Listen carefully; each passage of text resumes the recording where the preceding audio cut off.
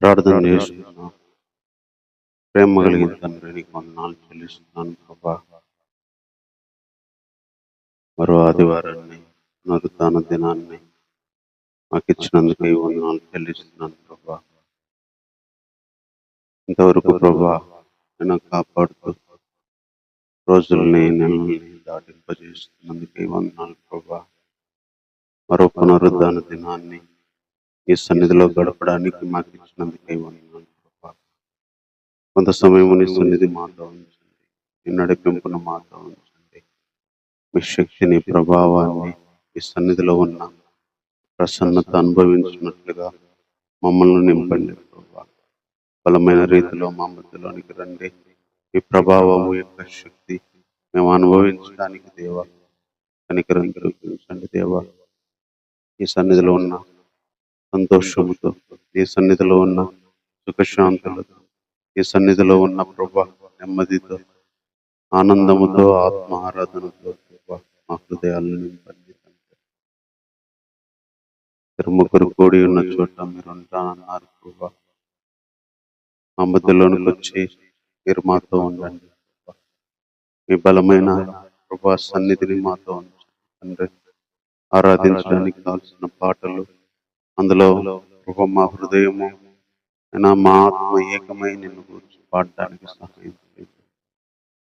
అదేవిధంగా వాక్య తలుపులు దయచేయండి. అందులో కూడా ప్రభా మా హృదయము మీ ఆత్మతో కలిసి నిన్ను ఆరాధించినట్లు సహాయపడండి ప్రభా. అదేవిధంగా వాక్య పరిచర్లో సహాయపడండి.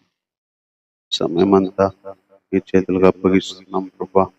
పరలోకమైన నీ ప్రసన్నత, పరలోకమైన దివ్య సన్నిధి, ఆ మహిమ వాతావరణాన్ని ప్రభా మేము మీ సన్నిధిలో అనుభవించినట్లు సహాయం చేయండి తండ్రి. నీ శక్తికి మించింది, ఈ బలానికి మించింది, ఈ జ్ఞానానికి మించింది లోకమందు ఏది లేదు ప్రభా. సమస్తాన్ని జరిగించేవాడు, నిర్వహించేవాడు ప్రభా.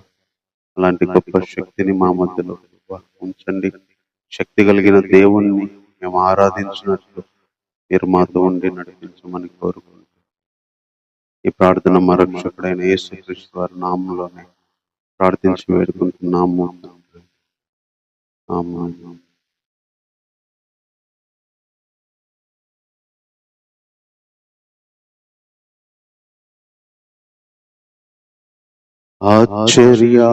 ఆశ్చర్యకరుడా, అధిక స్తుతులకు పాత్రుడా, ఆరాధించెదను నిన్నే నా జీవితాంతం.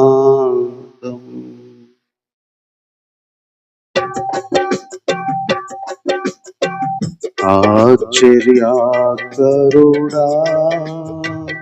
అధిక స్తుతులకు పాత్రుడా, ఆశ్చర్యకరుడా, అధిక స్తుతులకు పాత్రుడా, ఆరాధించెదను నిన్నే నా జీవితాంతం. ఆరాధించెదను నిన్నే నా జీవితాంతం. ఆశ్చర్యకరుడా, అధిక స్తుతులకు పాత్రుడా,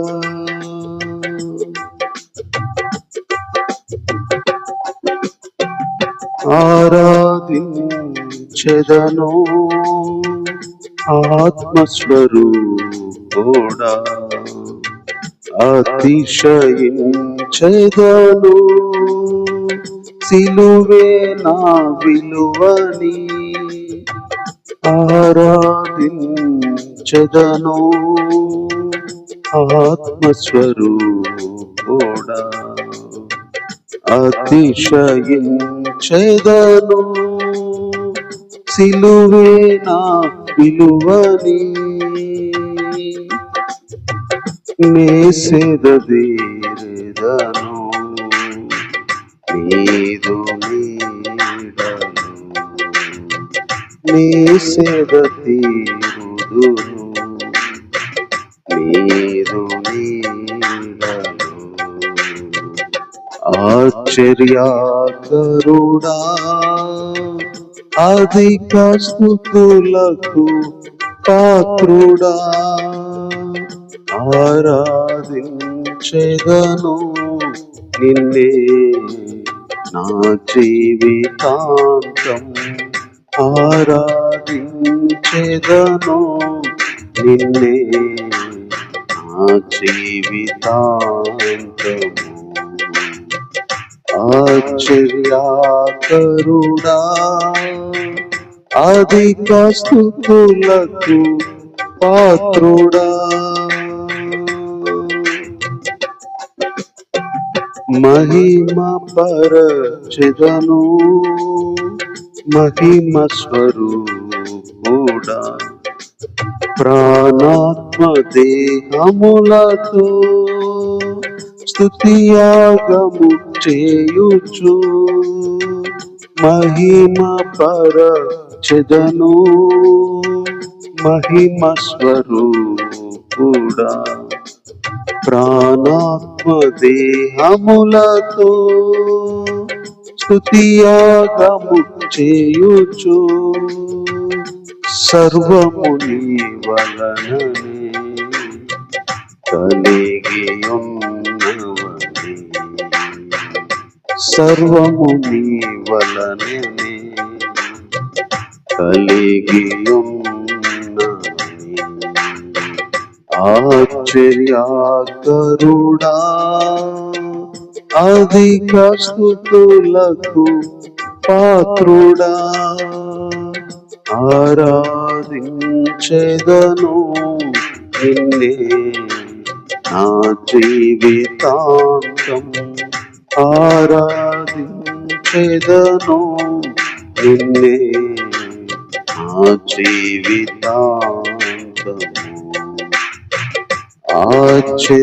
ఆశ్చర్యకరుడా అధిక స్తుతులకు పాత్రుడా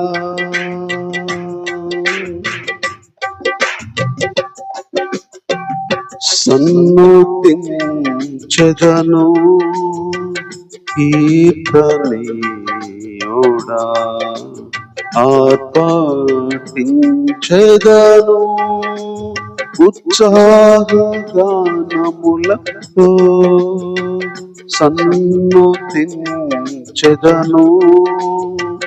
కీర్తనీయుడా ఆర్భటించెదను ఉత్సాహగానములతో తృప్తిపరచితివి మేలుతో నా తృప్తిపరచితివి మేలుతో నా ఆశ్చర్యకరుడా అధిక స్తుతులకు పాత్రుడా ఆరాధించెదను నిన్నే నా జీవితాంతం ఆరాధించెదను నిన్నే నా జీవితాంతము. ఆశ్చర్యకరుడా అధిక స్తుతులకు పాత్రుడా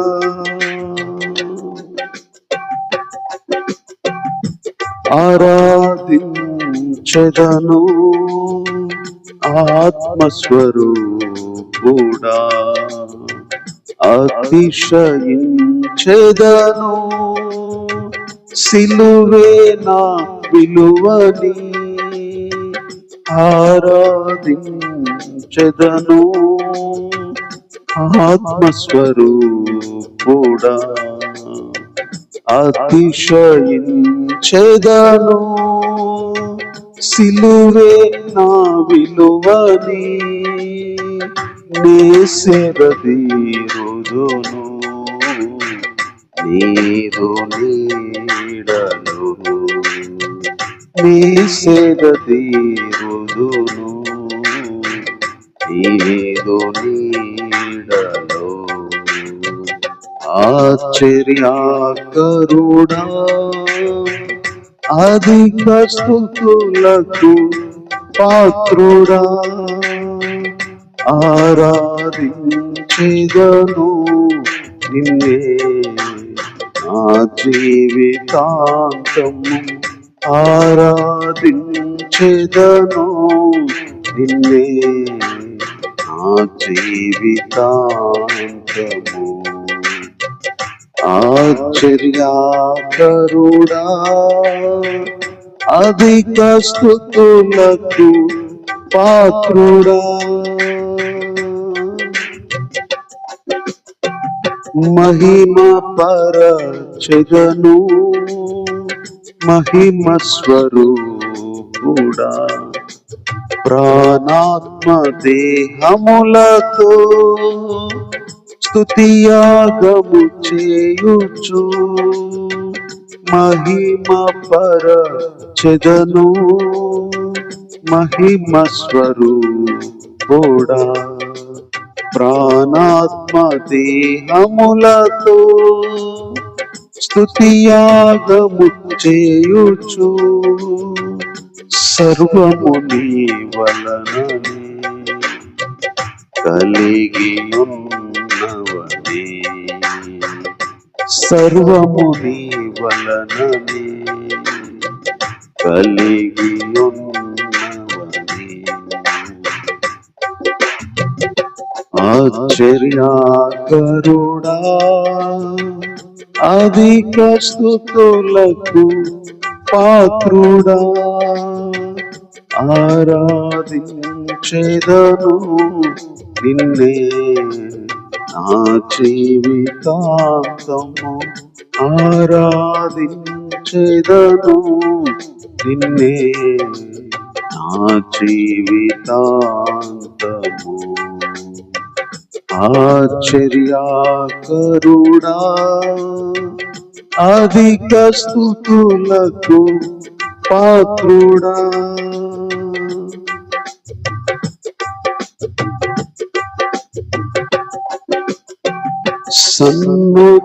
సన్నుతించెదను కీర్తనీయుడా ఆర్భటించెదను ఉత్సాహగానములతో సన్నుతించెదను కీర్తనీయుడా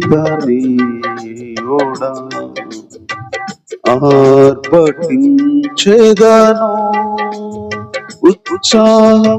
ఉత్సాహగానములతో తృప్తి పరచితివి మేలుతో నాగుదివి సర్వము నీ వలననే కలిగి ఉన్నవని నీ సేద తీరెదను నీదు నీడను తృప్తి పరచితివే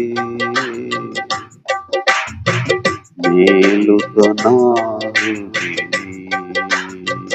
సర్వము నీ వలననే కలిగి ఉన్నవని నీ సేద తీరుదును నీదు నీడలో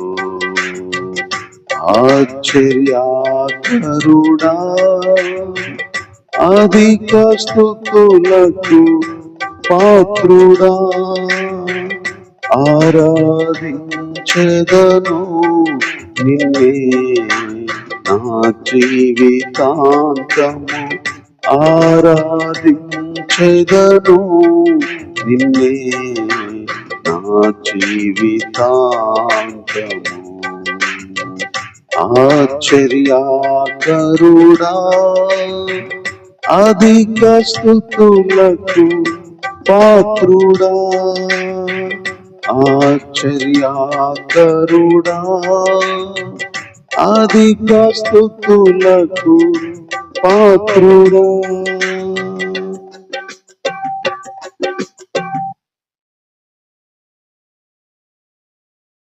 నా జీవితములో తోడెవ్వరు, ఇమ్మానుయేలు నీవు తప్ప.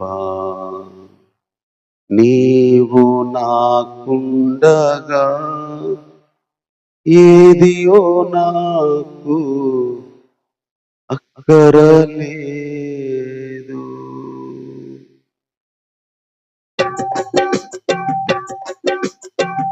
నా జీవితములో తోడెవ్వరు, ఇమ్మానుయేలు నీవు తప్ప.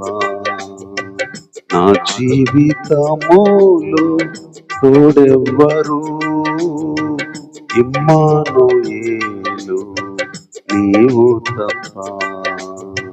నీవు నాకుండగా ఏదియో నాకు అక్కరలేదు.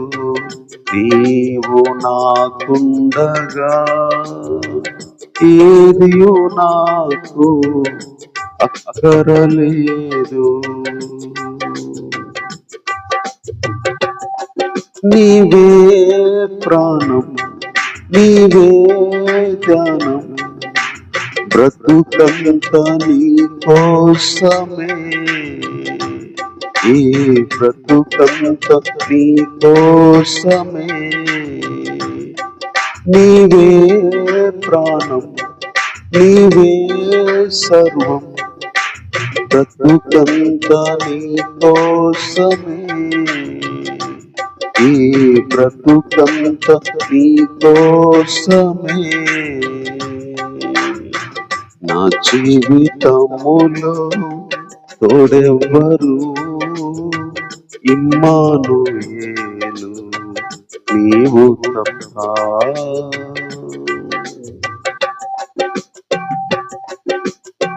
కృప చూపుటలో, క్షమించుటలో నీ వంటి వారు లేరిలలో. కృప చూపుటలో, క్షమించుటలో నీ వంటి వారు లేరిలలో. ఆకాశమందైనా భూలోకమందైనా, ఆకాశమందైనా భూలోకమందైనా నీ వంటి దేవుడు ఎవరున్నారు? నీ వంటి దేవుడు ఎవరున్నారు?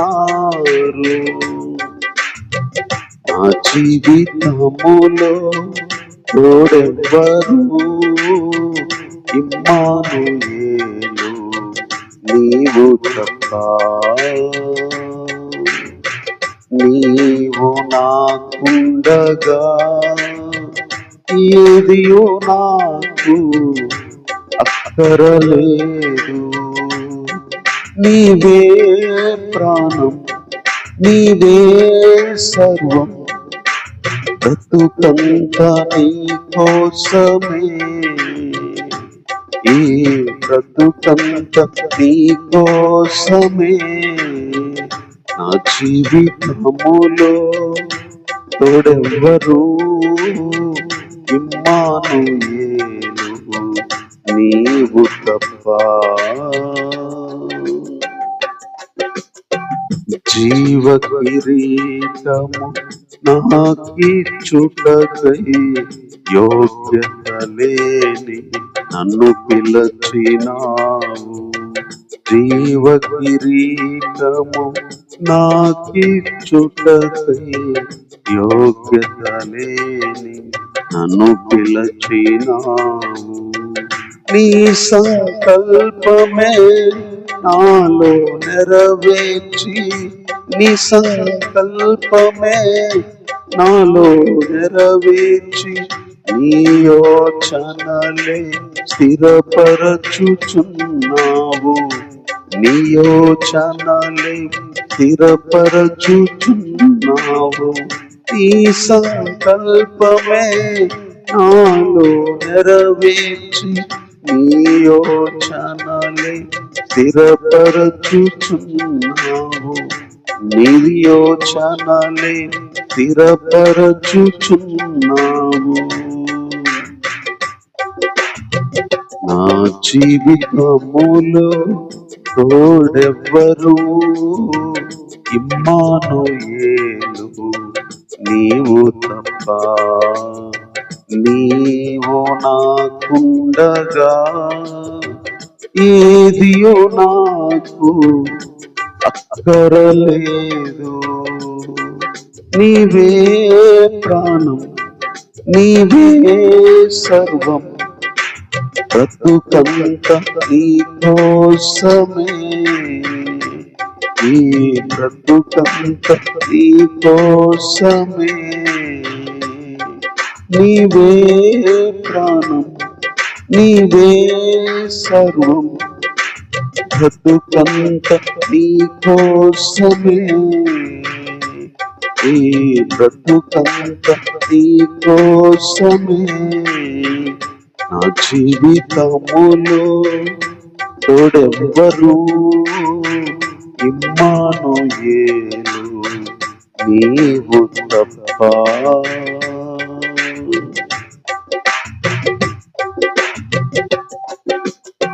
సియోను వాసిగా నన్ను చేయుటకు సిలువ ప్రేమతో సంధించినావు. సియోను వాసిగా నన్ను చేయుటకు సిలువ ప్రేమతో సంధించినావు. నీ సన్నిధిలో సంపూర్ణునిగా, నీ సన్నిధిలో సంపూర్ణునిగా నన్ను నిలుపుటక సియోను రాజా. నన్ను నిలుపుటక సియోను రాజా. నీ సన్నిధిలో సంపూర్ణునిగా నన్ను నిలుపుటక సియోను రాజా. నన్ను నిలుపుటక సియోను రాజా. సియోను వాసిగా నన్ను చేయుటకు సిలువ ప్రేమ సంధించినావు. సియోను వాసిగా నన్ను చేయుటకు సిలువ ప్రేమ సంధించినావు. నీ సన్నిధిలో సంపూర్ణునిగా నన్ను నిలుపుటక సియోను రాజా. నీ సన్నిధిలో సంపూర్ణునిగా నన్ను నిలుపుటక సియోను రాజా. నన్ను నిలుపుటక సియోను రాజా. నా జీవితములో తోడెవ్వరు, ఇమ్మానుయేలు నీవు తప్ప. నీవు నాకుండగా ఏదియో నాకు అక్కరలేదు. నీవు నాకుండగా ఏదియో నాకు అక్కరలేదు. నీవే ప్రాణం, నీవే సర్వం, బ్రతుకంత నీ కోసమే. ఈ బ్రతుకంత నీ కోసమే. నీవే ప్రాణం, నీవే సర్వం, బ్రతుకంత నీ కోసమే. ఈ బ్రతుకంత నీ కోసమే. నా జీవితములో తోడెవ్వరు, ఇమ్మానుయేలు నీవు తప్ప. కృప చూపుటలో క్షమించుటలో నీ వంటి వారు ఎవరున్నారు? కృప చూపుటలో క్షమించుటలో నీ వంటి వారు లేరిలలో. ఆకాశమందైనా భూలోకమందైనా, ఆకాశమందైనా భూలోకమందైనా నీ వంటి దేవుడు ఎవరున్నారు? నీ వంటి దేవుడు ఎవరున్నారు? కృప చూపుటలో క్షమించుటలో నీ వంటి వారు లేరిలలో. కృప చూపుటలో క్షమించుటలో నీ వంటి వారు లేరిలలో. ఆకాశమందైనా భూలోకమందైనా, ఆకాశమందైనా భూలోకమందైనా నీ వంటి దేవుడు ఎవరున్నారు? నీ వంటి దేవుడు ఎవరున్నారు? నా జీవితములో తోడెవ్వరు, ఇమ్మానుయేలు నీవు తప్ప. నీవు నాకుండగా ఏదియో నాకు అక్కరలేదు. నీవే ప్రాణం, నీవే సర్వం, బ్రతుకంత నీ కోసమే. ఈ బ్రతుకంత నీ కోసమే. నా జీవితములో తోడెవ్వరు, ఇమ్మానుయేలు నీవు తప్ప. జీవ కిరీటము నాకిచ్చుటకై యోగ్యత లేని నన్ను పిలచినావు.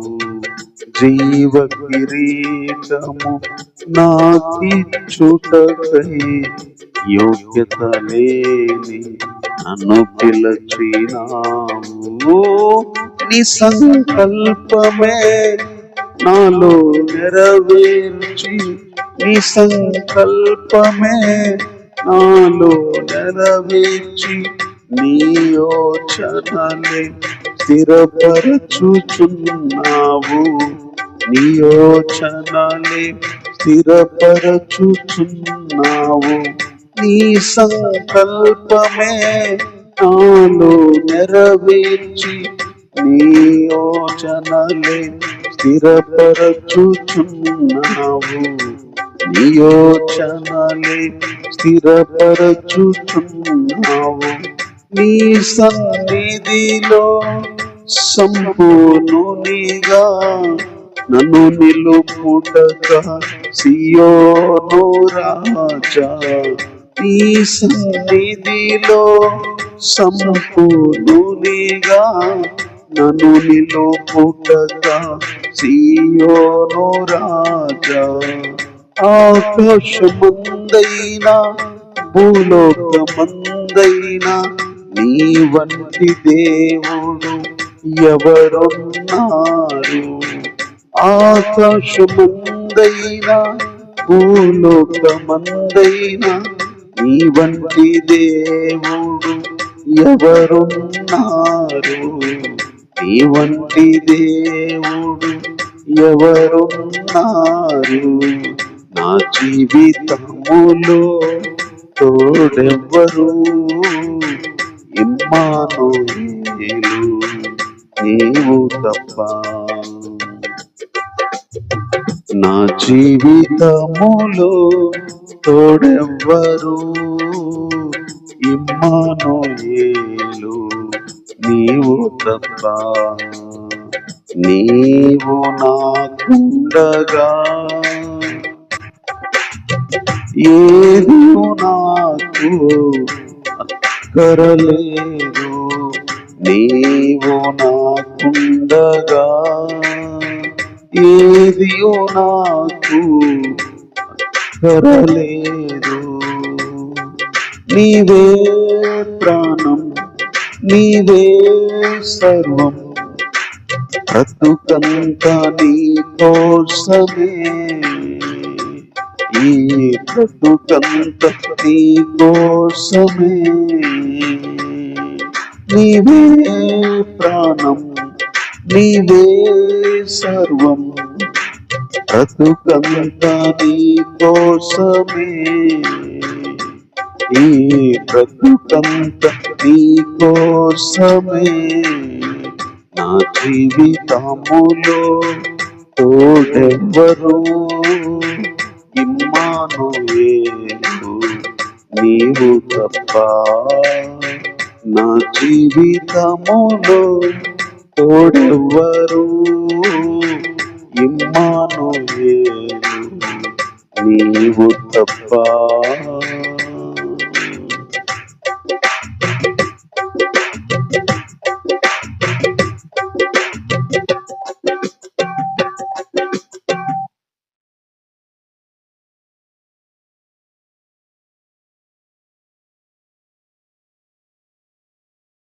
దేవుని ఆరాధించడానికి చిన్న వాక్యాన్ని చదువుకుందాం. సమూయేలు 2వ గ్రంథం 9వ అధ్యాయం 1వ వచనం కానీ చదువుకుందాం. యోనాతాను బట్టి నేను ఉపకారం చూపుటకు సౌలు కుటుంబంలో ఎవడైనా కలడా అని దావీదు అడిగాను. సౌలు కుటుంబానికి సేవకుడకు సీబాయి అని ఒకడుండగా వారు అతన్ని దావీదు నొద్దకు పిలువనంపిరి. రాజును సీబావే కదా అనగా అడగగా అతడు, ఈ దాసుడనైన నేనే సీబాను అని.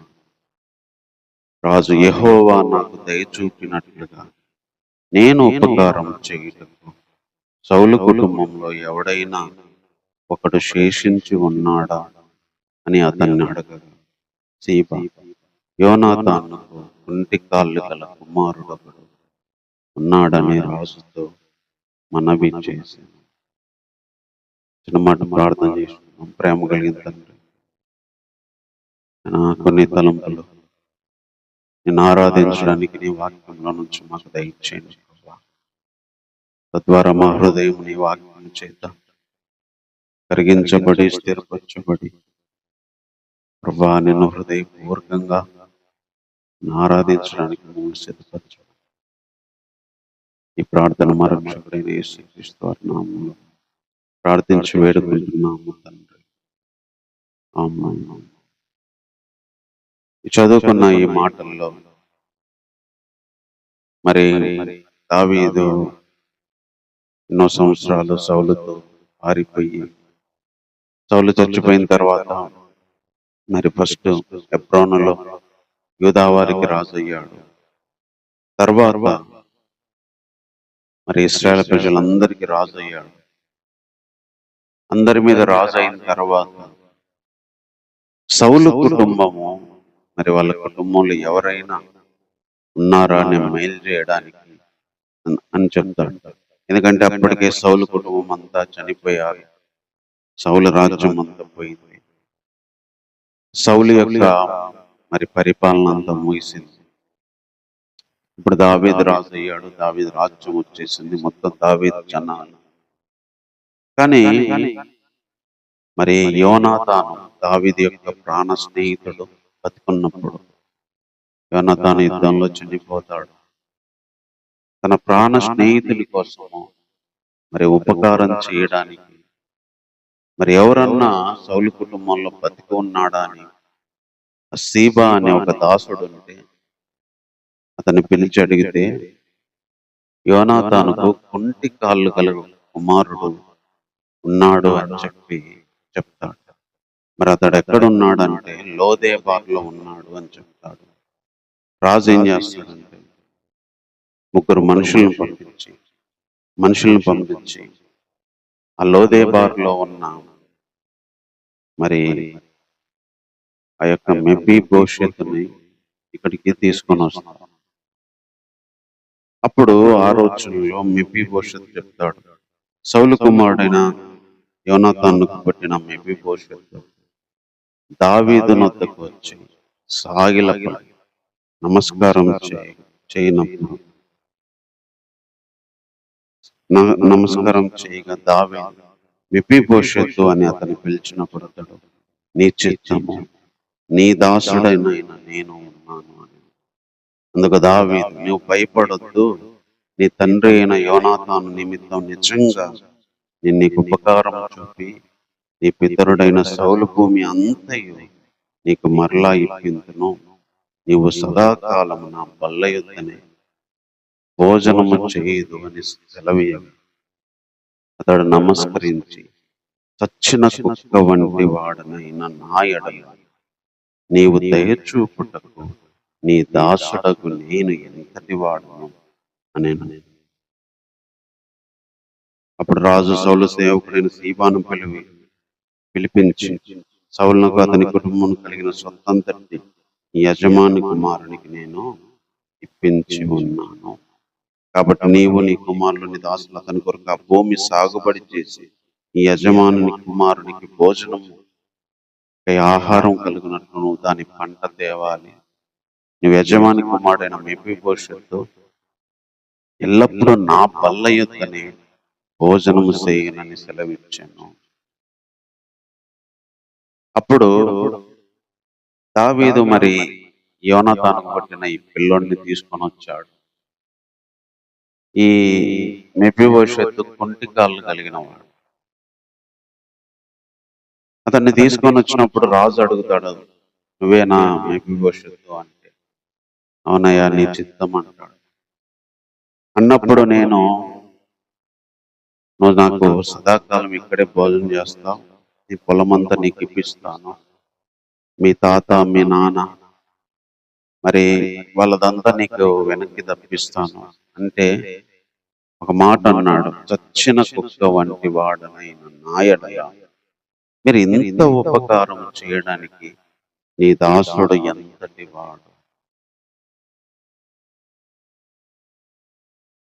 ఇక్కడ మెఫీబోషెతు అనే ఒక వ్యక్తి మనకు కనిపిస్తా ఉన్నాడు. ఈ మెఫీబోషెతు ఎవరో కాదు, సౌలు మనమడు, యోనాతాను కుమారుడు. అంటే ఒకప్పుడు రాజు మనమడి సౌలు అనే రాజు తన తాత పరిపాలనలో ఉన్నప్పుడు ఈయన ఈ అబ్బాయి చాలా ఆస్తిపరుడు, రాజ్యం కలిగిన వ్యక్తి.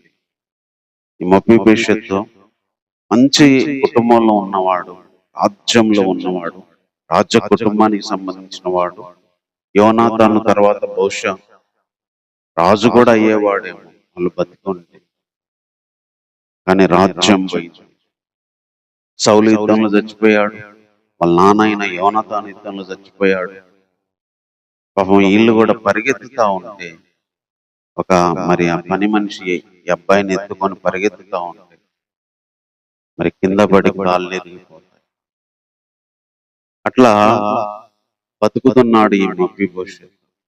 బతుకుతున్న టైంలో ఎక్కడో ఒక చోట తలదాచుకొని ఎక్కడో ఒక చోట బ్రతుకుతా ఉన్నాడు. తన రాజ్యం లేదు, మరి తన సమస్తం కోల్పోయిండు, ఆస్తి పోయింది, వాళ్ళ నాన్న తాతల ఆస్తి పోయింది, రాజ్యం పోయింది, ఊరు పోయింది. అవి పోవడంతో పాటు బతకడానికి వెళ్ళే ప్రయత్నంలో కింద పడి కుంటికాళ్ళు అయ్యాడు.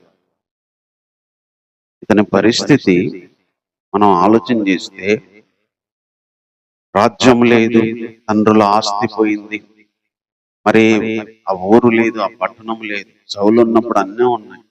రాజ్య కుటుంబంలో పెరిగిన వ్యక్తి, రాజ్య కుటుంబంలో బతికిన వ్యక్తి మెఫీబోషెతు, రాజ్య భోగాలు అనుభవించిన వ్యక్తి. కాళ్ళు బాగానే ఉన్నాయి, అప్పుడు హ్యాపీగా తిరిగేవాడు ఈ పిల్లోడు. కానీ తల్లకిలందలైంది జీవితం.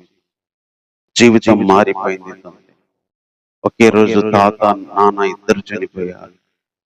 రాజ్యం పోయింది.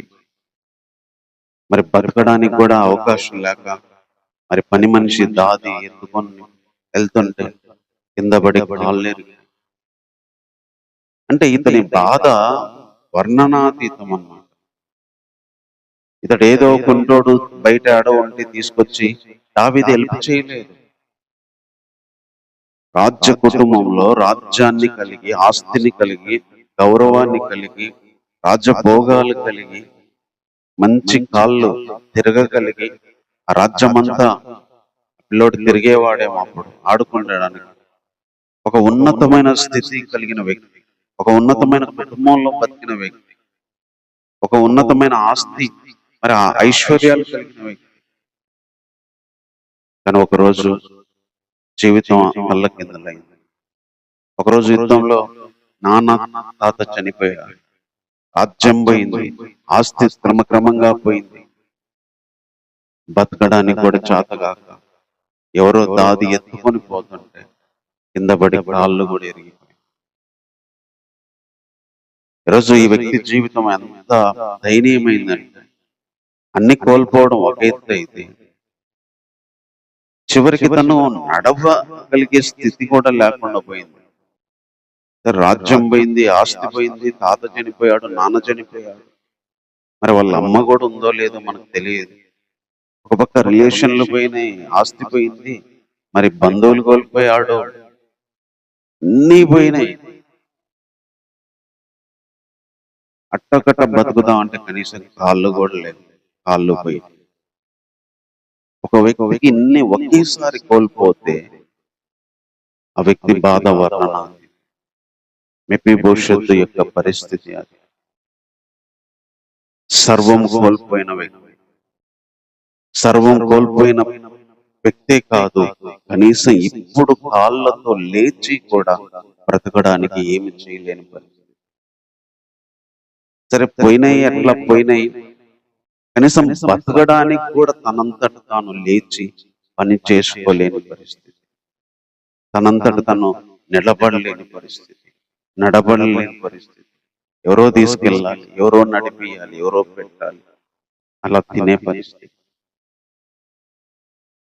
ఇలాంటి వ్యక్తి జీవితానికి దేవుడు మేలు చేశాడు. ఇలాంటి వ్యక్తి జీవితాన్ని దేవుడు జ్ఞాపకం చేసుకున్నాడు. దావీదుకు వచ్చిన ఒక్క ఆలోచన మెఫీబోషెతు లైఫ్ నే మార్చింది. రాజయ్యాక దావీదు మర్చిపోవచ్చు, రాజయ్యాక దావీదు అతన్ని గుర్తు చేసుకోకపోవచ్చు. దావీదుకు వచ్చిన ఒక్క ఆలోచన మెఫీబోషెతు లైఫ్ ను మార్చింది. దావీదుకు ఆలోచన రావడానికి దేవుడు సహాయం చేశాడు. టోటల్ గా కనెక్షన్, దేవుడు దావీదుకు దయ చూపించాడు, దావీదు వచ్చేసి మెఫీబోషెతుకు దయ చూపించాడు. అదే చెప్తున్నాడు ఇక్కడ. దేవుడు నాకు చేసిన ఉపకారాన్ని బట్టి 3వ వచనం చెప్తాడు, యెహోవా నాకు దయ చూపినట్లుగా నేను కూడా ఉపకారం చేయడానికి ఎవరైనా ఉన్నారు. మెఫీబోషెతు లైఫ్ మారిందంటే దావీదు కాదు, దేవుడు. దేవుడు ముందు దావీదు లైఫ్ ని సెట్ చేశాడు, దావీదుకు కనికరం చూపించాడు, దావీదుకు దయ చూపించాడు, దావీదు లైఫ్ ని తెరపరిచాడు, దావీదుని తీసుకొచ్చి రాజుగా చేశాడు, దావీదుని తీసుకొచ్చి ఒక స్థానంలో ఉంచాడు. ఒకప్పుడు దావీదుకు లేదు, దావీదే పరిగెత్తాడు, దావీదే మరి అక్కడిక్కడ అడుక్కున్నాడు, వాళ్ళ దగ్గరికి వీళ్ళ దగ్గరికి మరి ఆహారం కోసం పంపించిన వ్యక్తి. అలాంటి దావీదుకు దేవుడు దయ చూపించాడు, దేవుడు దయ చూపించాడు కాబట్టి దావీదు ఇప్పుడు దయ చూపిస్తున్నాడు. టోటల్ గా దేవుడు దయ చూపించబట్టి మెఫీబోషెతుకు కూడా దయగలిగి, దేవుడు దావీదుకు దయ చూపించాడు, దావీదు మెఫీబోషెతుకు దయ చూపించాడు. దేవుడు దయ చూపించకపోతే దావీదుకి ఆలోచన కూడా వచ్చేది. దేవుడు దయ చూపించేవాడు. దేవుడు దయ చూపించేవాడు. మెఫీబోషెతు కలలో కూడా ఊహించి ఉంటాడు, ఇలాంటి దయ, ఇలాంటి ఉపకారం నాకు వచ్చింది అని, ఇలాంటి ఒక అద్భుతం జరిగితే తన జీవితంలో అని. ఎందుకంటే సర్వం కోల్పోయిన వ్యక్తికి, కుంటికాళ్ళతో బతికే వ్యక్తికి ఎవరు పిలుస్తారు, ఎవరు పట్టించుకుంటారు? పిలిస్తే కూడా ఎవరు అతని దగ్గరికి రారు. పిలిస్తే కూడా ఎవరు వచ్చి పలకరించే వాళ్ళు లేరు. అడిగి అన్నం పెట్టించుకోవాల్సి వచ్చేది, అడిగి బాత్రూమ్కి వెళ్ళాల్సి వచ్చేది, అడిగి అన్ని పనులు చేపించుకోవాల్సి వచ్చేది. అలాంటి వ్యక్తికి, తాను పిలిచినా పలికే పరిస్థితిలో లేని వ్యక్తికి రాజే పిలిచాడు, రాజే తన దగ్గరికి పిలిచాడు. ఎంత దయ! దేవుడు దయ చూపిస్తే ఒక వ్యక్తి జీవితం మారి, కుంటికాళ్ళు కలిగిన వాడు, సర్వము కోల్పోయిన వాడు, తన యొక్క తండ్రిని కోల్పోయాడు, తాతను కోల్పోయాడు, తన సైన్యాన్ని కోల్పోయాడు. చిన్నప్పుడు ఎంత కుటుంబంలో చూసి అవన్నీ వాళ్ళ పేరు ప్రఖ్యాతులు, ఆ సైన్యము, అధిపతులు, మొత్తం ఆ రాజ్యమంతా చూసిన పిల్లవాడు. అలాంటి ఒక వ్యక్తి జీవితం తల్లకిందులైంది.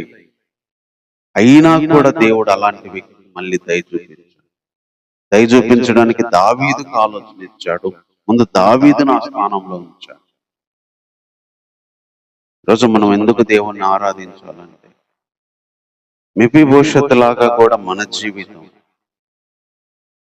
తల్లకిందులైన ఒక స్థితి నుంచి కోల్పోయి, సమస్తం కోల్పోయి, చివరికి కాళ్ళు కూడా కోల్పోయి, తనంతట తాను బతకలేని స్థితిలో బతుకుతున్నా. అలాంటి మొత్తం కోల్పోయి తనంతట తాను ఈ బతకడానికి కూడా కష్టమైన జీవితాన్ని మార్చినట్టుగా మన జీవితాలను కూడా మార్చే దేవుడు ఈరోజు మనం ఆరాధించడానికి వచ్చింది. ఆయన దయ చూపించేవాడు, కృప చూపించేవాడు, క్షమించేవాడు. ఇలాంటి దేవుడు ఎవరు లేరు. దీనులను ఉన్నత స్థానంలో కూర్చుండబెట్టేవాడు, పెంట కుప్పం నుంచి దరిద్రం లేవనెత్తేవాడు, సింహాసనం మీద కూర్చుండబెట్టేవాడు. ఆయన దీనురాలి స్థితిని జ్ఞాపకం చేసుకునేవాడు, దీనుని స్థితిని జ్ఞాపకం చేసుకునేవాడు, దీనుని మొరపెట్టగా ఆలకించేవాడు. దీన స్థితి నుంచి మళ్ళీ దేవుడు ఉన్నత స్థితిలోకి తెచ్చేవాడు.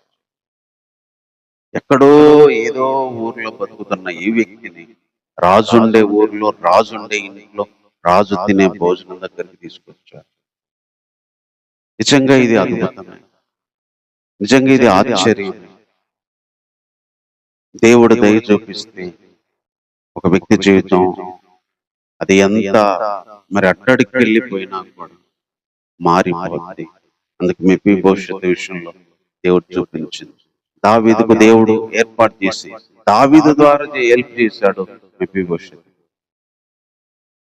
తర్వాత ఇతనికి 3 విషయాలు ఇక్కడ కలిగినాయి. అందులో ఏంటంటే, నా బల్ల యొద్దనే భోజనం చేయించిన 11వ వచనం, నా ఏళ్ళ వాడుకు రాజైన నీ ఆజ్ఞ చొప్పున అంతటి నేను చేస్తానని చెప్పాడు. కాగా మెఫీబోషెతు రాజకుమారులలో ఒకడైనట్టుగా రాజు బల్ల యొద్దనే భోజనము చేయించుంటాడు. ఒకప్పుడు రాజ్యవంశము మెఫీబోషెతు. దేవుడు దయ చూపించబట్టి మళ్ళీ రాజకుమారుని లాగా రాజు బల్ల దగ్గరే భోజనం చేశాడు, విత్తుకుంటి కాళ్ళతో. దేవుడు ఒక వ్యక్తిని దయ చూపిస్తే ఏదైతే తన రాజ్యస్థితి, రాజ్య కుటుంబం, రాజకుమారుడిగా ఉన్న ఆ వ్యక్తి కోల్పోయింది, మళ్ళీ దావీదు కుమారులలో రాజకుమారునిలాగా, దావీదు కుటుంబంలో ఉన్న ఆ కుటుంబంతో పాటు రాజకుమారునిలాగా రాజ భోజనాలకి, రాజ బల్ల యొద్ద తినగలిగే స్థితి ఇచ్చాడు దేవుడు. దేవుని దయ తిరిగి రాజ్యంలో, రాజ్య కుటుంబంలో రాజకుమారునిగా రాజు తినే ఆహారము తినగలిగేటట్టు మెఫీబోషెతు చేశాను. కేవలం దేవుని దయ. దేవుడు దావీదుకు దయ చూపించాడు, దావీదు మెఫీబోషెతుకు దయ చూపించాడు. ఈరోజు మన జీవితాలను కూడా రాజ్య కుటుంబంలో ఉండాల్సిన వాళ్ళం అడుక్కుని తినే స్థితికి వెళ్ళిన తర్వాత నా అనే వాళ్ళు ఎవరు లేకపోయినా, పేరు రాజకుమారుడు రాజు మనవడు అనేది పోగొట్టుకుని తిరిగి రాజ కుటుంబంలో చేర్చి రాజకుమారుడిగా ఎంచి రాజు భోజనం దగ్గర మెఫీబోషెతుకు దేవుడిచ్చాడు. ఈరోజు మనల్ని కూడా అలా చేయగలిగిన వాడు, అవకాశాలు అద్భుతాలను దేవుడు కలిగించగలిగిన వాడు, సృష్టించగలిగిన వాడు, పుట్టించగలిగిన వాడు, రాజ భోజనం చేసే స్థితి దేవుడు ఇచ్చాడు, రాజకుమారుడిగా ఎంచగలిగే స్థితి దేవుడు ఇచ్చాడు. రాజకుమారుడుగా పోయాడు, అసలు అతన్ని పట్టించుకునే వాళ్ళే లేరు, అతన్ని గౌరవించే వాళ్ళు లేరు, బహుశా అతనికి అన్నం పెట్టే వాళ్ళు కూడా ఉన్నారో లేదో తెలియదు.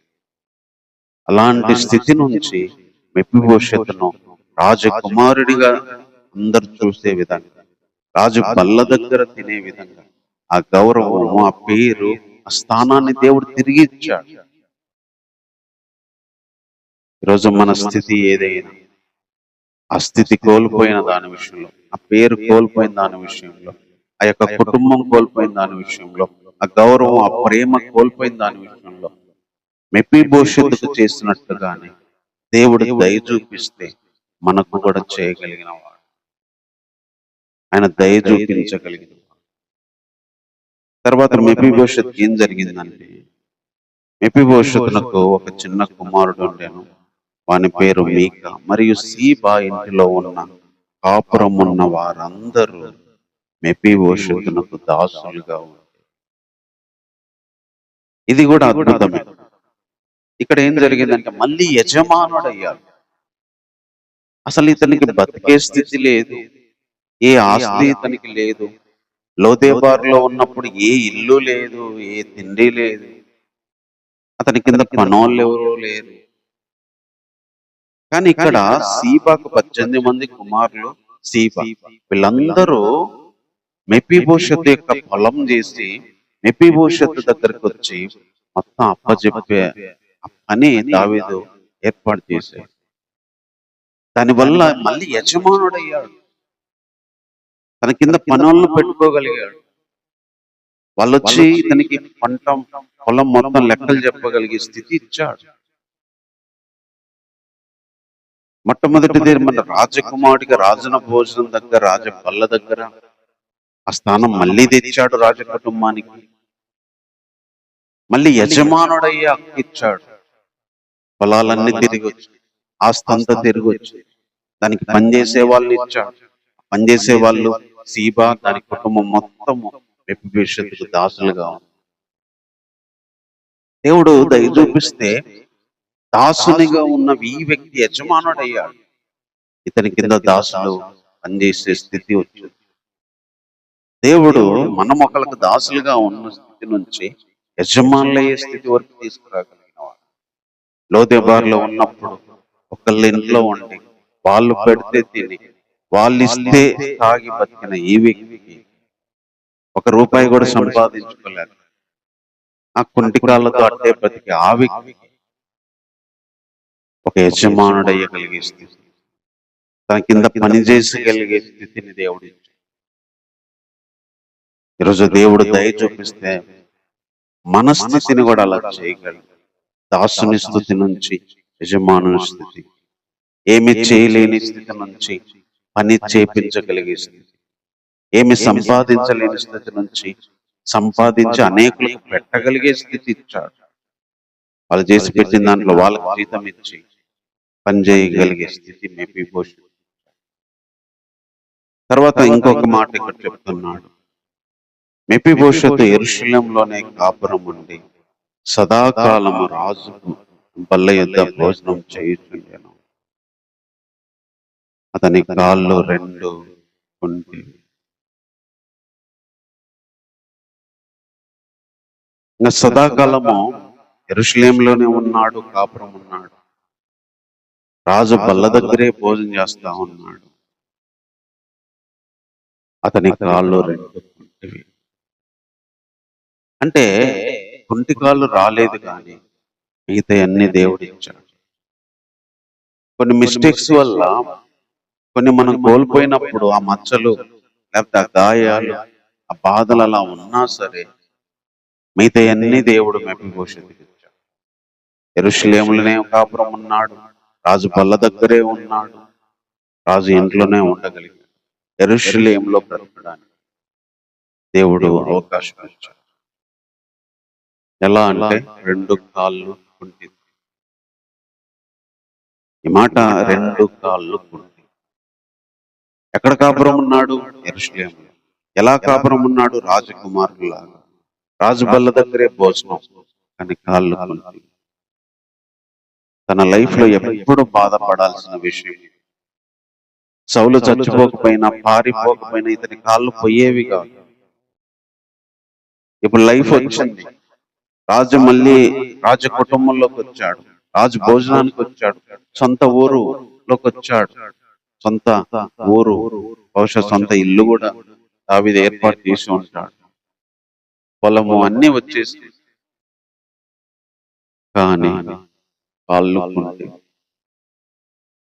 అంటే మన లోపాలు కలిగి ఉన్నాం, మన బలహీనతలు కలిగి ఉన్నాం, కొన్ని పోయినా అలాగా కుంటి కాళ్ళు అలా నిలబడి ఉన్నాం. మిగతా అన్ని దేవుడు చేయగలిగిన. కాళ్ళు రాలేదు కానీ అన్ని ఇచ్చాడు. కాళ్ళు అలాగే కుంటివి, ఎవరు చూసినా ఇతను కుంటోడని అంటూ ఉండొద్దు, కానీ అతనికి కావలసిన అన్ని ఇచ్చాడు. తన రాజ్యంలో బతికే స్థితి ఇచ్చాడు, తన కుటుంబంలో బతికే స్థితి ఇచ్చాడు, రాజకుమారుడిగా ఎంచబడే స్థితి ఇచ్చాడు, కానీ కాళ్ళు కూడా.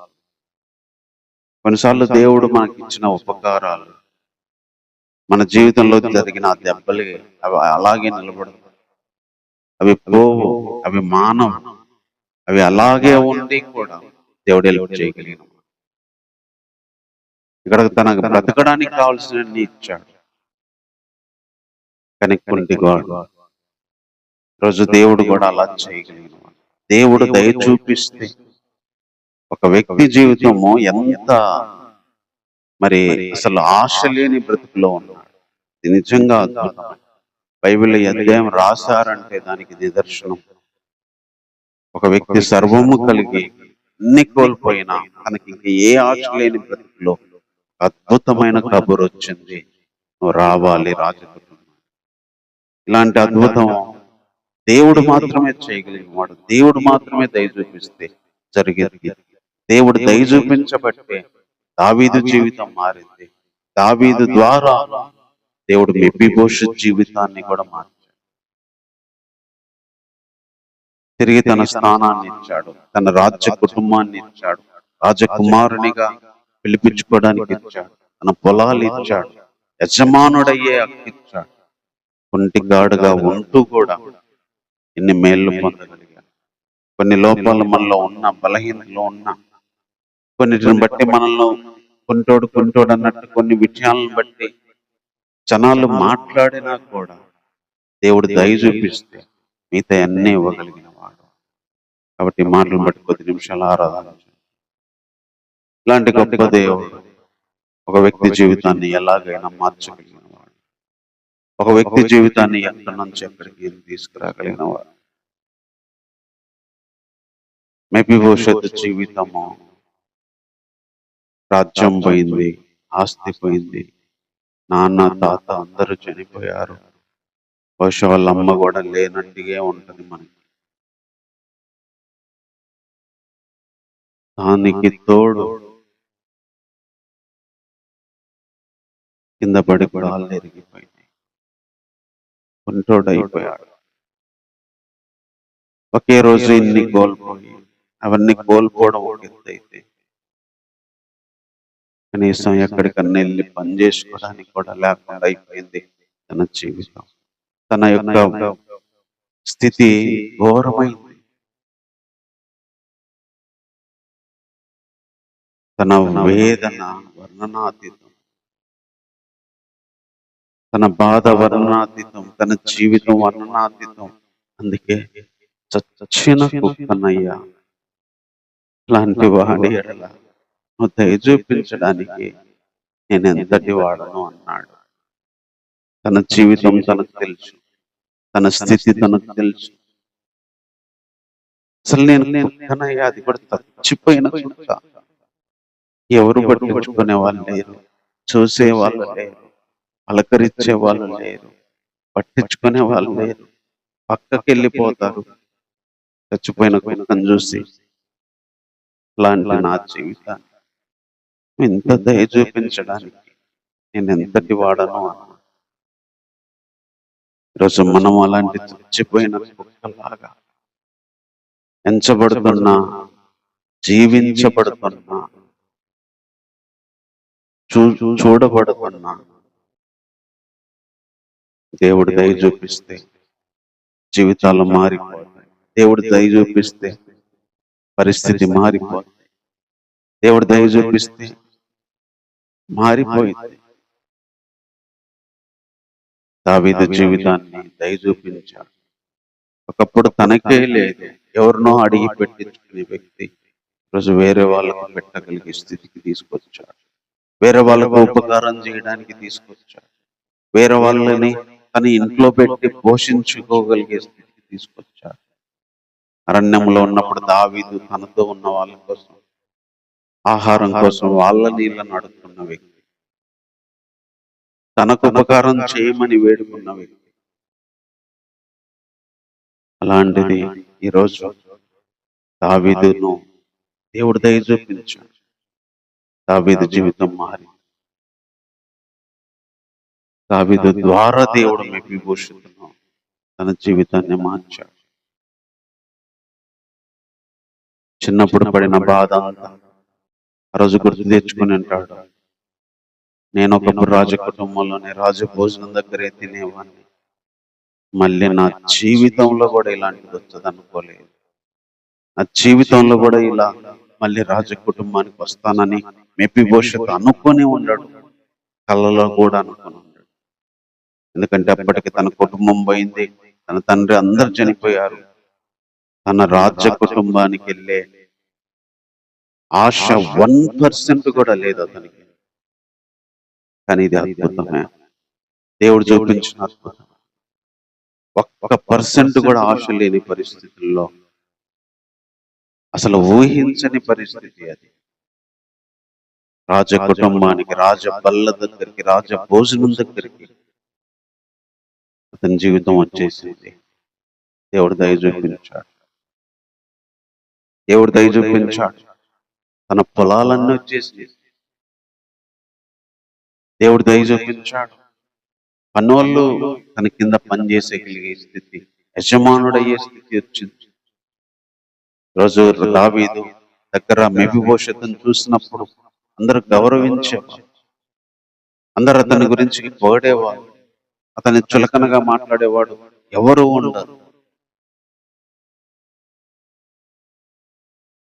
ఈరోజు చచ్చిన కుక్క లాంటి మన జీవితాల్లో కూడా ఆశ లేని బ్రతుకులో ఉన్నాం.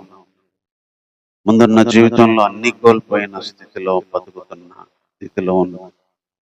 భవిష్యత్తులాగా సర్వం కోల్పోయిన స్థితిలో ఉన్నా. నా అనేవారు లేరు. తర్వాత తనకున్న మొదటిలో ఉన్న అన్ని కోల్పోయాడు. చివరికి ఇప్పుడు కూడా బ్రతకడానికి కాళ్ళు కూడా పనిచేయవు. అలాంటి ఒక దయనీయమైన జీవితాన్ని దేవుడు ఈ అధ్యాయంలో అద్భుతంగా మార్చాడు. అతని కాళ్ళు కొంటివే, కానీ అతని జీవితం మార్చాడు. దేవుడు దయ చూపించేవాడు. దేవుడు దయ చూపించేవాడని ఈరోజు మనం ఆరాధించాలి. ఆయన దయ చూపిస్తే మన జీవితాలను మారిపోతాయని ఆరాధించాలి.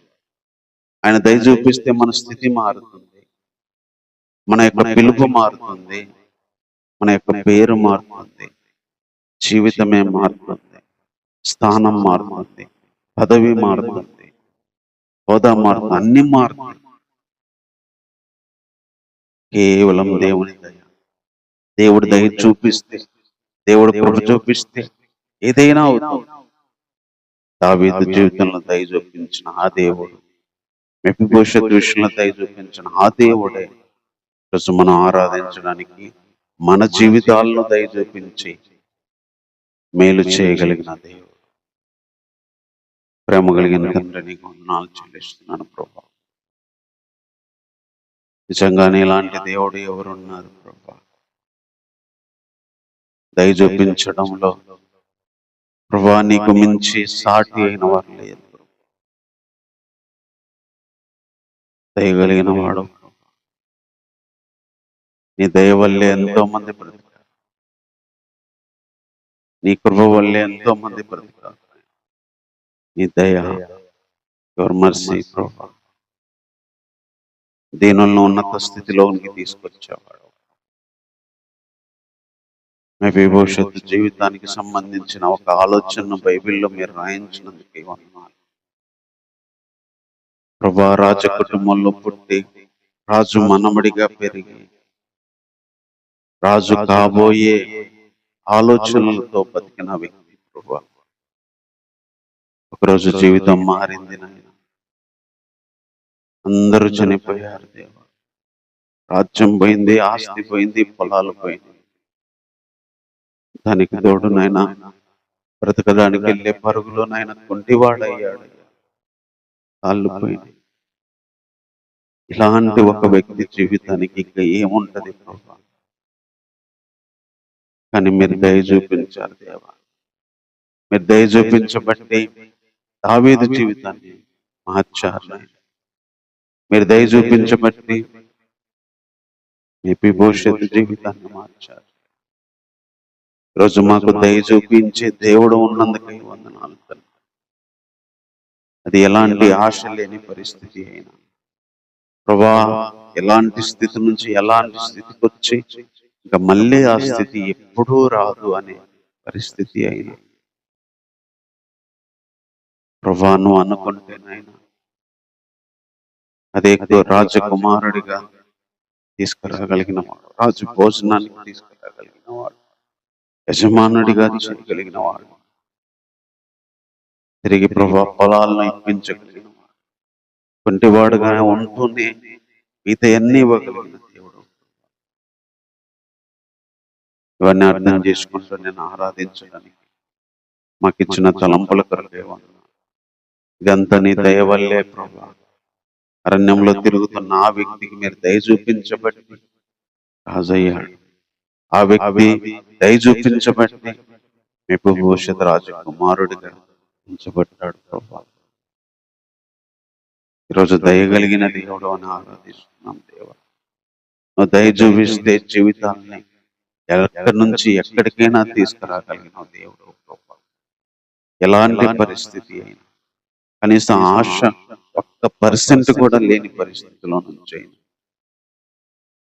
మీరు చేయగలిగిన వాడు ప్రభా. ఈరోజు ఇలాంటి గొప్ప దేవుడు అని ఈ వచనాల్లో ప్రభా మేము నిన్ను గుర్తు చేసుకోవడానికి మాకు ఇచ్చిన కృపను బట్టి వందనాలు తండ్రి. చచ్చిన కుక్క లాంటి మా జీవితాల్లో కూడా ప్రభా దయ చూపించగలం. ఈ కుమారుడైన యేసుక్రీస్తు ద్వారా ఇచ్చిన కృప ద్వారా మమ్మల్ని లేపి నిలబెట్టగలిగిన వాడు దేవా. ఈ లోకంలో పరలోకంలో మీరు కూర్చోబెట్టుండగలిగిన వాడు ప్రభా. మీరు ఏదైనా చేయగలిగిన వాడు. నీ దయ వల్లే ప్రభా ఏదైనా చేయగలం. నీ దయ వల్లే ఆ జీవితాలు మారగలవు ప్రభా. నీ దయ వల్లే స్థితి మారుతుంది ప్రభా. నీ దయ, నీ ఉపకారముల కొరకే వందనాలు, నీ మేళ్ళ కొరకే వందనాలు ప్రభా.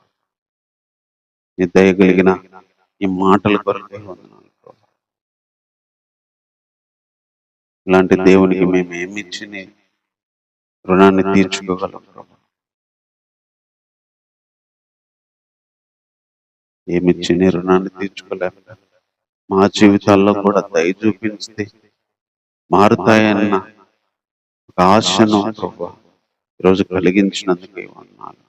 అలాంటి దేవుడు మాకు ఎప్పుడూ ఉన్నాడు అనే ఒక నమ్మకాన్ని ఇచ్చినందుకే వందనాలు. ఇలాంటి గొప్ప దేవునికి మేము నిండు మనసుతో కృతజ్ఞత పూర్వకంగా ప్రభా ఈ నామ దీన స్తుతి ఆరాధన మా రక్షకుడైన యేసుక్రీస్తు వారి నామములోనే సమర్పిస్తున్నాము తండ్రి. ఆమేన్.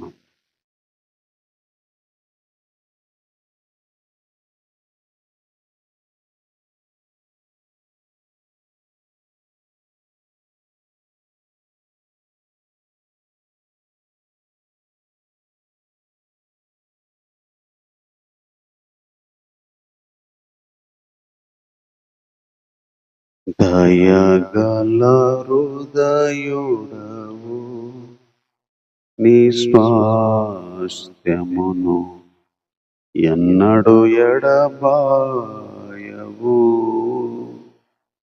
ఎడారిలో ఊటలను జలరాశులలో త్రోవను ఏర్పరచు వాడవు. సర్వలోకము నిన్ను నమస్కరించి నిన్ను కొనియాడును.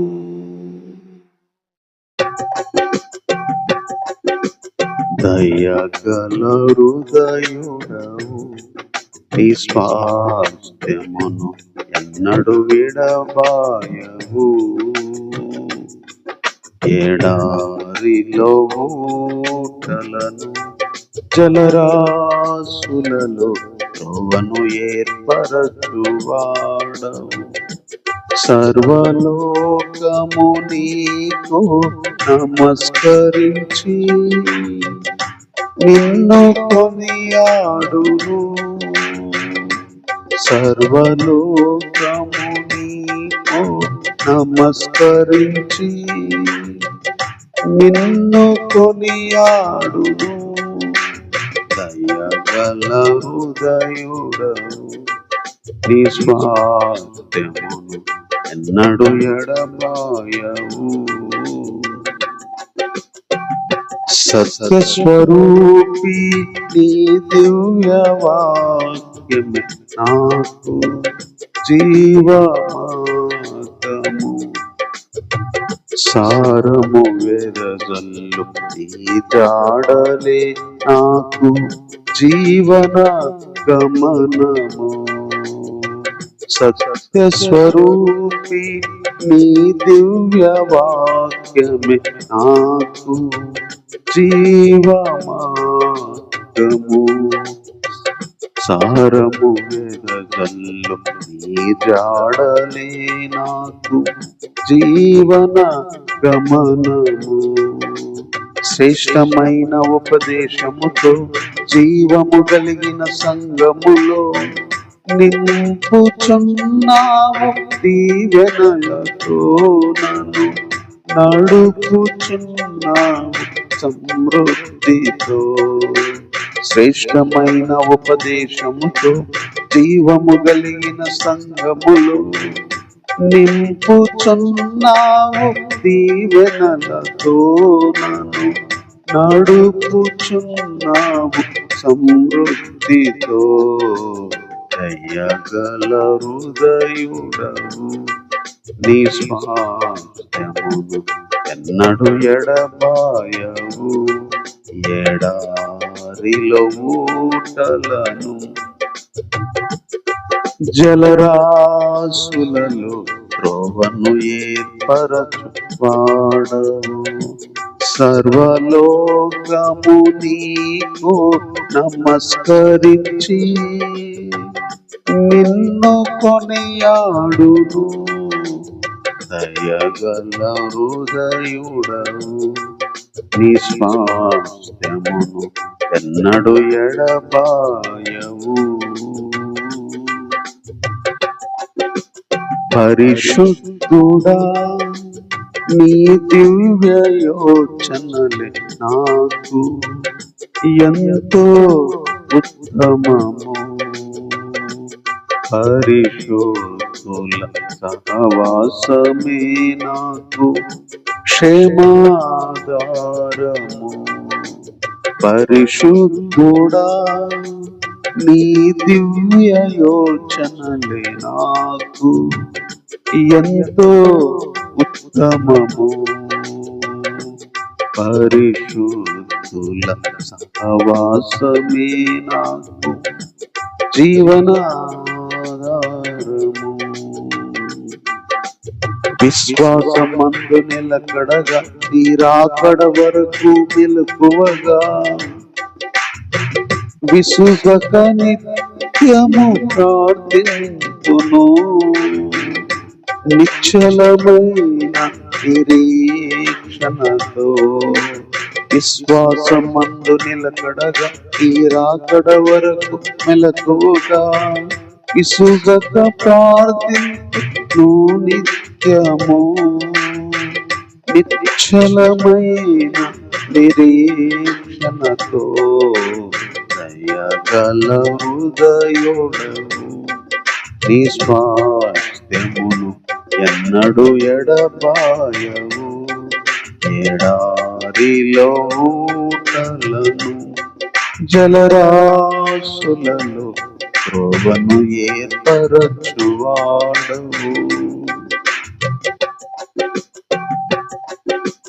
పరిపూర్ణుడా నీ దివ్య చిత్తమే నాకు జీవారము పరవాసిగా జీవించుటే నాకు నిత్య సంతోషము పరిపూర్ణుడా నీ దివ్య చిత్తమే నాకు జీవారము పరవాసిగా జీవించుటే నాకు నిత్య సంతోషము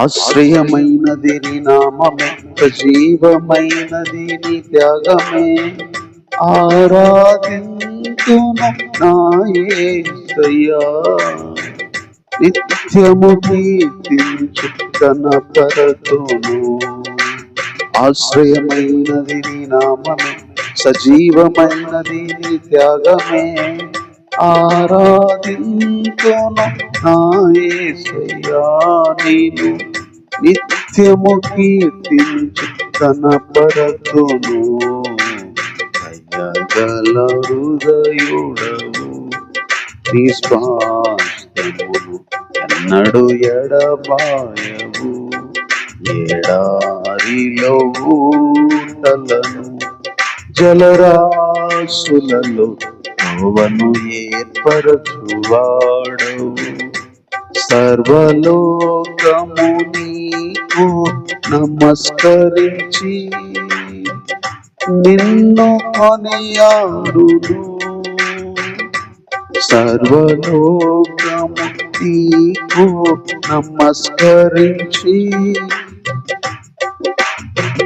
నిన్ను కొనియాడును దయగల హృదయుడవు ఈ స్వాస్థ్యమును ఎన్నడు ఎడబాయవు ఎడారిలో ఊటలను జలరాశులలో త్రోవను ఏర్పరచువాడవు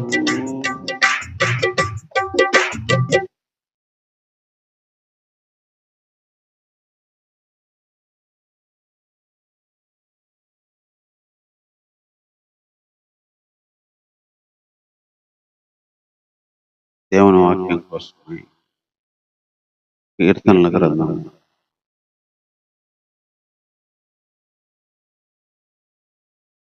39వ కీర్తన 1వ వచనం. నా నాలుకతో నేను పాపము చేయకున్నట్లు నా మార్గమును జాగ్రత్తగా చూసుకున్నాను. భక్తిహీనులు నా ఎదుట ఉన్నప్పుడు నా నోటికి చిక్క ఉంచుదాను కొంటిని.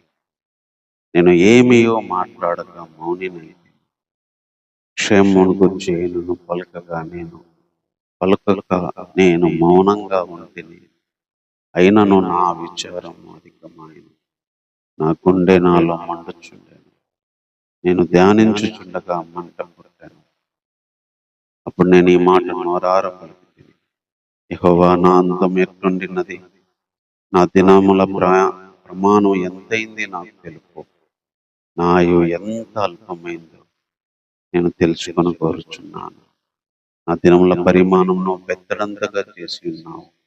నీ సన్నిధిని నా ఆయుష్కాలం లేనట్టే ఉంది. ఎంత స్థిరుడైనా ప్రతివాడు కేవలం పట్టి ఊపిరి వాలే. చిన్న మాట ప్రార్థన చేసుకున్నాం. ప్రేమ కలిగిన దేవా, చదువుకున్న ఈ వాక్య మాటలు మాకు దయచేయండి ప్రభా. కావలసిన తలంపులు ప్రభా ఇందులో నుంచి మాకు దయచేయండి. దాని ద్వారా మా జీవితాల్లో ఇలాంటి పరిస్థితుల గుండా వెళ్ళినప్పుడు ఈ మాటలు ప్రభావ మేము ధ్యానించుకోవడానికి సహాయం చేయండి. అవి మాకు వెలుగులుగా, ఆ సందర్భంలో మాకు జీవాహారముగా, మమ్మల్ని బ్రతికించే ఒక గొప్ప శక్తిగా, మా మనసును హృదయాలను మార్చే పవర్గా ఈ మాటలు మాకు ఉండినట్లు సహాయం చేయమని ఈ ప్రార్థన మా రక్షకుడైన యేసుక్రీస్తు వారి నామములో ప్రార్థించి వేడుకుంటున్నాము. ఆమేన్. ఈ యొక్క మాటలు మరి దావీదు గారు రాసినట్టు చెప్తా ఉన్నాడు. ఇందులో ఒక మాట చెప్తున్నాడు 2వ వచనం చివరిలో, అయినను నా విచారం అధికమాయను, నా గుండె నాలో మండుచుండే. ఈ వచనాలకి మెయిన్ మరి ఇది థీమ్. నాకు విచారం అధికమైంది, నా గుండె నాలో మండుతుంది. అది ప్రజెంట్ అయిన సిచ్యువేషన్. ఈ యొక్క కీర్తన రాసేటప్పుడు దానికి ముందు తర్వాత ఏం మాట్లాడాడన్నది మనకు రాస్తూ ఉన్నాడు. నేను నాలుకతో పాపం చేయకుండా నా మార్గాలను జాగ్రత్త చేసుకుంటాను. భక్తిహీనులు ఉన్నప్పుడు నా నోటికి కళ్ళెం పెట్టుకుంటాను. ఏం మాట్లాడకుండా మౌనంగా ఉంటాను. క్షేమం గురించి కూడా పలకకుండా మౌనంగా ఉన్నాను. అయినను నా విచారం అధికమైంది, నా గుండె నాలో మండుతుంది. కొన్నిసార్లు విచారము అధికమవుతుంది, గుండె మండుతుంది. ఈవెన్ మనం ఎంత జాగ్రత్తగా ఉన్నా, నోటిని కాపాడుకుంటున్నా, ఏం పలకకుండా ఏమి చేయకుండా ఉన్నా, అయినా విచారం అధికమైంది, అయినా గుండె మండుతుంది. అంటే ఒక వ్యక్తి జీవితంలో ఎంత జాగ్రత్తగా ఉన్నా, జాగ్రత్త పడుతున్నా, మౌనంగా ఉంటున్నా, క్షేమం గురించి మాట్లాడకపోయినా, భక్తిహీనుల దగ్గర మౌనంగా ఉంటున్నా, అంటే ఒక వ్యక్తి కొన్నిసార్లు ఏం అనకపోయినా, ఏం చేయకపోయినా, ఎంత జాగ్రత్తగా ఉన్నా సరే విచారం పెరుగుతుంది, గుండె మండుతుంది. అదే ఇక్కడ మనం నేర్చుకుంటున్న విషయం, దావీదు అనుభవంలో చెప్తున్న విషయం. నేను నాలుగుతో పాపం చేయకుండా జాగ్రత్త పడుతున్నా, భక్తిహీనులప్పుడు నోటితో పాపం చేయకుండా జాగ్రత్త పడతా, ఏం మాట్లాడలేదు, ఏం పలకలేదు, మౌనంగా ఉన్నా, అయినా నా విచారం అధికమైంది, నా గుండె మండుతుంది. అందుకని నేను ఏమడుగుతున్నానంటే, అసలు నా జీవితం ఎంత, నా ఆయుష్ ఎంత, నాకు చెప్పయ్యా అంటున్నాడు. అంటే ఒక వ్యక్తికి నిరాశ ఎప్పుడొచ్చిందంటే, ఏమి చేయకపోయినా, కొన్నిసార్లు మౌనంగా ఉన్నా, కొన్నిసార్లు ఎంత జాగ్రత్త పడుతున్నా, కొన్నిసార్లు ఎంత మెలకువగా ఉన్నా, కొన్నిసార్లు ఎవరు జోలికి పోయినా, ఏం చేయకపోయినా విచారం పెరిగింది, గుండె మండడం పెరిగింది, బాధ పెరిగింది. అప్పుడు జీవితం ఎంత, నా ఆయుష్ ఎంత, నా లైఫ్ టైం ఎంత, అసలు నా ఊపిరి ఎంత, నా బ్రతికెంత అని మైండ్ ఎక్కడికో వెళ్ళిపోతుంది. ఆ యొక్క సిచ్యువేషన్ ఈ కీర్తనలో ప్రజెంట్ చేస్తున్నాడు దావీదు గారు. మనుషులు నీడ వంటి వారే తిరుగుదు, వాళ్ళు తొందరపడుట గాలికే కదా, వాళ్ళు ధనం కూర్చుకుంటారు, అది ఎవరికి పోతాం. ప్రభు, అసలు నేను దేనికోసం కనిపెట్టుకోవాలి, నేను నిన్నే నమ్ముకున్నా, ఆత్మీయంలను చూడిపించు, నీచులకు నిందాస్పదంగా చేయొద్దు, దాన్ని నువ్వే చేసావు కాబట్టి నేను నోరు తెరవకుండా మౌనంగా ఉన్నా. నువ్వు పంపిన తెగులు తీసి నీ చేతి దెబ్బలు క్షీణిస్తున్నా, దోషాలను బట్టి నువ్వు గద్దెంపులతో శిక్షించేటప్పుడు చిమ్మట కొట్టిన వస్త్రం వల్లే వారు అందమంతా చెడగొట్టేదవో, నరులందరూ వట్టి ఊపిరి వారు. చెప్తున్నాడు, సిచ్యువేషన్ చెప్తున్నాడు. అసలు ఎంత మనుషులు తొందరపడటం ఎంత, వాళ్ళ బతికెంత, వాళ్ళ ఆయుష్ ఎంత, ధనం సమకూర్చుకుంటే అది ఎవరికి పోతుందో తెలియదు. అసలు నేను దేనికోసం కనిపెట్టుకోవాలి, నిన్నే నమ్ముకున్నా, నా అతిక్రమాలను విడిపించు, నా దోషాలు నువ్వు పంపిన తెగులు, నీ చేతి దెబ్బ, కొన్నిసార్లు బాధ, దుఃఖము ఇలాగే వచ్చింది. ఏమి చేయకపోయినా తన జీవితాన్ని గురించి ఆలోచన చేస్తున్నాడు. నా బ్రతికెంత, మనుషుల బ్రతికెంత, మనుషులు ప్రయాసపడ్డ గాలి పట్టుకోవడానికి ఎంత ప్రయాసపడినా గాలి దొరకదు.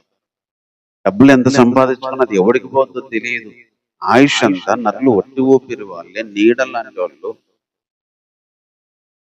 నేను మౌనంగా ఉన్నా, ఏం మాట్లాడుకున్నా, అయినా నా బాధ పెరిగింది, నా గుండె మండుతుంది. నువ్వు దోషాలను బట్టి మనుషులను గద్దింపులతో శిక్షించేటప్పుడు చిమ్మెట వస్త్రాన్ని కొట్టి ఎట్టయిద్దో ఒకని జీవితం అట్టయిద్ది అని చెప్తున్నారు. వాళ్ళ అందమంతా చెడిపోతుంది. నరులందరూ ఒట్టి ఊపిరిలో అంటే దావీదు విచారానికి, బాధకి కారణము దేవుడు ఒక దెబ్బేసి ఒక బట్టల్ని కదా చిమ్మెట కొడితే పాడైపోయినట్టు ఎందుకు పనికి రాకుండా అయిపోయింది ఆ బట్ట, క్లాత్. మనుషుల అందమంతా చెడగొడతాయి దేవుడు. మనుషుల జీవితాల్ని ఆయుష్లో తీసేస్తే జీవితాలంతా అయిపోతాయని చెప్తారు. వాళ్ళందరూ ఊపిరయ్యా, ఊపిరి పోద్ది, లైఫ్ పోద్ది. అంటే ఒక వ్యక్తి ఇంత బాధపడతాడు. ఇలాంటి పరిస్థితిలో నా విచారం పెరిగింది, నా గుండె కొట్టుకుంటుంది. నా విచారం అధికమైంది, నా గుండె కొట్టుకుంటుంది. అందుకే నా జీవితం ఎంత, నా ఆయుష్ ఎంత, ఈ లైఫ్ లో ప్రయాసపడే దేనికి, అసలు దేనికి నమ్ముకోవాలి మేము? నువ్వు పెట్టిన తెగులు, ఆ దెబ్బలు, ఆ శిక్షలు, అందం చెడగొట్టింది ఎంత తీసేయిపోవా. ఎందుకంటే నా విచారం అధికమైంది, నా గుండె కొట్టుకుంటుంది. ఏమి చేయకపోయినా మౌనంగా ఉన్నా, జాగ్రత్తగా ఉన్నా, విచారం పెరుగుతుంది, గుండె పెరుగుతుంది, కొట్టుకుంటుంది, మండుతుంది. అంటే జీవితము ఒకసారి ఇలాంటి బాధ, విచారం వచ్చినప్పుడు జీవితం ఎంత, జీవితంలో జరిగేవి ఎంత, అసలు నా బ్రతికెంత, నా ఆయుష్ ఎంత, ఈ శిక్షలు, వీటి వల్ల కలిగే బాధలు ఎంత, వీటి తర్వాత వచ్చే లైఫ్ ఎంత, అంత పోతే ఏమి మిగలుతా. కొన్నిసార్లు ఇలాంటి బాధ, ఇలాంటి దుఃఖమే మనం అనుభవించాల్సి వచ్చింది. అప్పుడు మన లైఫ్ కనపడింది, మన జీవితం కనపడింది, మన ఆయుష్ కనపడింది. అసలు మన భూమి మీద బ్రతికే బ్రతుకు యొక్క విలువ మనకు అర్థమైంది. ఈ జీవితం ఎంత, 60-70 ఏళ్ళ జీవితం, ఈ శ్రమల, బాధలు, ఈ వేదన, ఆయుష్ పోయేంత వరకు ఉంటాయి అనిపిస్తుంది. దేవుడి దెబ్బలతో, తెగులతో శిక్షించినప్పుడు మన అందమంతా చెడిపోతుంది. దేవుడు సహాయం చేస్తే తప్ప, దేవుడు విడిపిస్తే తప్ప. అందుకే నేను దేనికోసం కనిపెట్టుకోవాలంటున్నాడు, క్వశ్చన్ వేశాడు. కానీ నీ కొరకే కనిపెట్టుకుంటా అంటాను. 7వ దేని కొరకు కనిపెట్టుకోవాలి అంటే, భూమి మీద నాకు ఏరే ఆశ లేదు, భూమి మీద ఉన్న దాన్ని దేన్ని కనిపెట్టుకోవాలి? నీ కొరకు కనిపెట్టుకో. అసలు దేనికోసం ఎదురు చూడాలని ఆయనే అంటున్నాడు. నీ కోసం ఎదురు చూస్తున్నాను అంటున్నాడు. దేనికోసం నేను బ్రతకాలి అని క్వశ్చన్ వచ్చినప్పుడు మనిషి చచ్చిపోవడానికి డిసైడ్ అవుతాడు. నీ కొరకు నేను బ్రతుకుతాను అన్నప్పుడు మనిషి బ్రతకడానికి ధైర్యం చేస్తాడు. అదే చెప్తున్నాడు ఒక వచనంలో, ఎందుకు, దేనికోసం బతకాలి, ఎందుకోసం నేను కనిపెట్టుకోవాలన్నాడు. 2వ లైన్లోనే నీ కోసం కనిపెట్టుకుంటా. అంటే విచారం అధికమై గుండె కొట్టుకొని మండుతున్న బాధల్లో, జీవితంలో ఏమీ లేకపోయినా దేనికోసం బతకాలి, కనిపెట్టుకోవాలని క్వశ్చన్లు మన మనసును రేకెత్తిస్తున్నా. నీకోసం బతుకుతా, నీకోసం కనిపెట్టుకుంటానన్న ఒక్క మాట మిగిలిన సంవత్సరాలు జీవించడానికి అర్థం. అదే ఇక్కడ మనకు నేర్పిస్తున్న మాట. తర్వాత ఇంకొక మాట చెప్తున్నాడు, యెహోవా నా ప్రార్థన ఆలకింపుము, నా మరొక చెవియకుము, నా కన్నీళ్లు చూసి మౌనంగా ఉండదు. నీ దృష్టికి నేను అతిథి వంటి వాడు. నా పితరులందరూ వల్లే నేను పరవాసనై ఉన్నాను. నేను వెళ్ళిపోయి లేకపోక మునుపు నేను తెప్పరిల్లు, నన్ను కోపముతో చూడదు. నా కన్నీళ్లు చూసి మౌనంగా ఉండదు. ఇది ఇంకొక సిచ్యువేషన్. విచారము గుండె కొట్టుకొని ఒకటైతే కన్నీళ్ళు కన్నీళ్ళు అనేవి ఎక్స్ట్రీమ్ బాధలో ఉన్నప్పుడే వస్తాయి. కన్నీళ్ళు అనేవి చాతగాక అర్థం కాని పరిస్థితిలో వస్తాయి.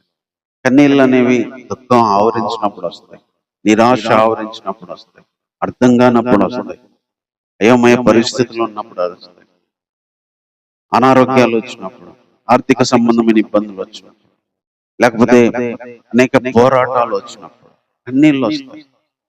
చాతగానప్పుడు వస్తాయి కన్నీళ్ళు. కన్నీళ్లు బాధను తట్టుకోలేనప్పుడు వస్తాయి, బాధ భరించలేనప్పుడు వస్తాయి. నా కన్నీళ్లు చూసి మౌనంగా ఉండదు. నీ దృష్టికి నేను అతిథి వంటివా, ఇతరందరి వల్ల నేను పరవాసిని. అయితే నేను వెళ్ళిపోయి లేవలేకముందంటే వెళ్ళిపోయి ఈ లోకంలో మళ్ళీ లేకముందు దయచేసి తెప్పరిల్లేటట్టు కోపంతో చూడు.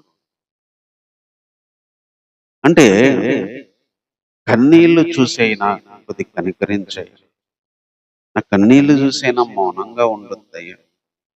నిజమే, నేను వెళ్ళిపోతా, అదే చచ్చిపోతా, పితరులాగా నేను వెళ్ళిపోవాల్సిన, కాకపోతే వెళ్ళిపోయి లేక మునుపు కొంచెం తెప్పరిల్లేటట్టుగా కోపంతో చూడొద్దు. అంటే కన్నీళ్లు చూసి సహాయం చేయమని వేడుకుంటున్న పరిస్థితి. ఒక మనిషి జీవితంలో ఇలాంటి పరిస్థితి కూడా అనుభవిస్తుంది. మొదటి సిచ్యువేషన్ ఎలాంటిదంటే, మౌనంగా ఉన్నా, ఏమి చేయకపోయి జాగ్రత్తగా ఉన్నా విచారం పెరిగింది, గుండె మండడం పెరిగింది. కొన్నిసార్లు దేవుడు మౌనంగా ఉన్న దాన్ని బట్టి కన్నీళ్లు, దేవుడు కోపంతో చూసిన దాన్ని బట్టి కన్నీళ్లు. అందుకే నువ్వు మౌనంగా ఉండొద్దు, నువ్వు కోపంగా ఉండొద్దు అంట. కోపంతో చూడొద్దు, మౌనంగా ఉండొద్దు, కొంచెం తెప్పరిల్లేటట్టు చేయి. నిజమే, దేవుడు కోపంగా ఉంటే మనకు కన్నీళ్ళు, దేవుడు ఏం మాట్లాడకపోతే మనకు కన్నీళ్ళు. అందుకని దేవుడు మౌనంగా ఉండకుండా ఏదన్నా మాట్లాడితే కొంచెం ధైర్యం వచ్చింది, సంతోషం వచ్చింది. దేవుడు కోపాన్ని మానుకొని కొద్దిగా వాత్సల్యం చూపిస్తే కన్నీళ్ళు ఆగిపోతాయి. అదే దావీదు కోరుకున్నాను. నేను అందరితో పాటు ఈ భూమి మీద నుంచి వెళ్ళిపోయే ముందు, అసలు ఇంక అందరితో పాటు ఈ భూమిలో లేకుండా ఆ కొద్ది కాలానికి ముందైనా కొంచెం తెప్పరిల్లేటట్టు చెయ్యి. నా కన్నీళ్లు చూసన్నా చెయ్యి, నా కన్నీళ్లు చూసన్న కోపాన్ని మానుకో, నా కన్నీళ్లు చూసన్న మౌనంగా ఉండేది మానుకో, నా కన్నీళ్లు చూసైనా నా తెప్పరిల్లొచ్చి. ఒక వ్యక్తి కన్నీళ్ల గుండా వెళ్తాడు, అప్పుడు దేవుని మౌనం వేడాలి, దేవుని కోపం వేడాలి, దేవుని వాత్సల్యత రావాలి, దేవుని మాటలు రావాలి, దేవుని యొక్క త్రాణ వచ్చి మనల్ని పుట్టిస్తే మనకు ధైర్యం వస్తుంది. అదే ఇక్కడ దావీదు గారు చెప్తున్న పరిస్థితి. కాబట్టి విచారం అధికమయ్యే పరిస్థితి, కన్నీళ్ల పరిస్థితి మన జీవితాల్లో అనుమతిస్తాడు. తర్వాత ఇంకొక పరిస్థితి చెప్తున్నాడు, 40వ అధ్యాయం 12వ వచనం. లెక్కలేనన్ని అపాయము నన్ను చుట్టుకొని ఉన్నవి, నా దోషములు నన్ను తరింపట్టకొనగా నేను తలెత్తి చూడలేకపోతే, లెక్కకవి నా తల వెంట్రుకల వల్ల మించి ఉన్నవి, నా హృదయము అధైర్యపడి ఉన్నది, నా హృదయము అధైర్యపడి ఉంది, నా హృదయము అధైర్యపడి. ఇంకొక సిచ్యువేషన్ ఏంటంటే, హృదయంలో ధైర్యం కోల్పోతాం, హృదయంలో భయం అయితే అధైర్యం వచ్చింది, ధైర్యం కోల్పోతాం, నా హృదయము అధైర్యపడి. ఇక్కడ సిచ్యువేషన్ ఏంటంటే, లెక్కలేని అపాయాలు వచ్చినాయి, దోషములు పరుచుకున్నాయి, తలెత్తలేకపోతున్నా, అవన్నీ నా తల వెంట్రుకల్లాగా అన్ని చుట్టుకొని,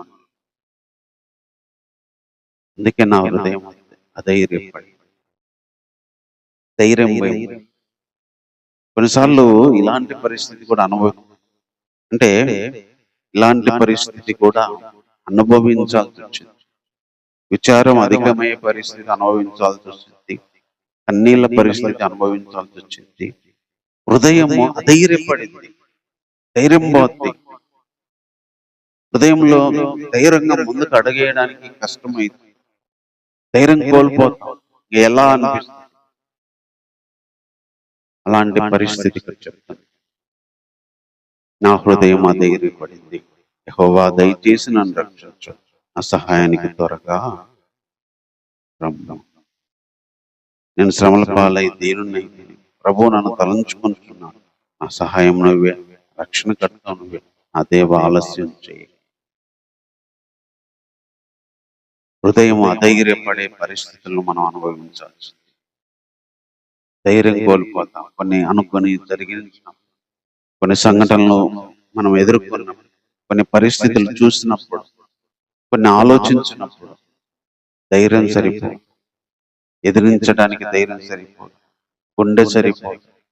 గుండెలు కరిగిపోతాయి, నీరైపోతాయి.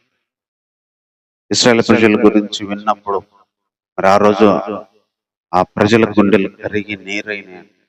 కొన్ని వార్తలు విన్నప్పుడు, కొన్ని కబుర్లు విన్నప్పుడు, కొన్ని నష్టాలు విన్నప్పుడు, కొన్ని విషయాలు ఆలోచించినప్పుడు ధైర్యం పోతే ఎలా? ఇంకా హృదయం అధైర్యపడి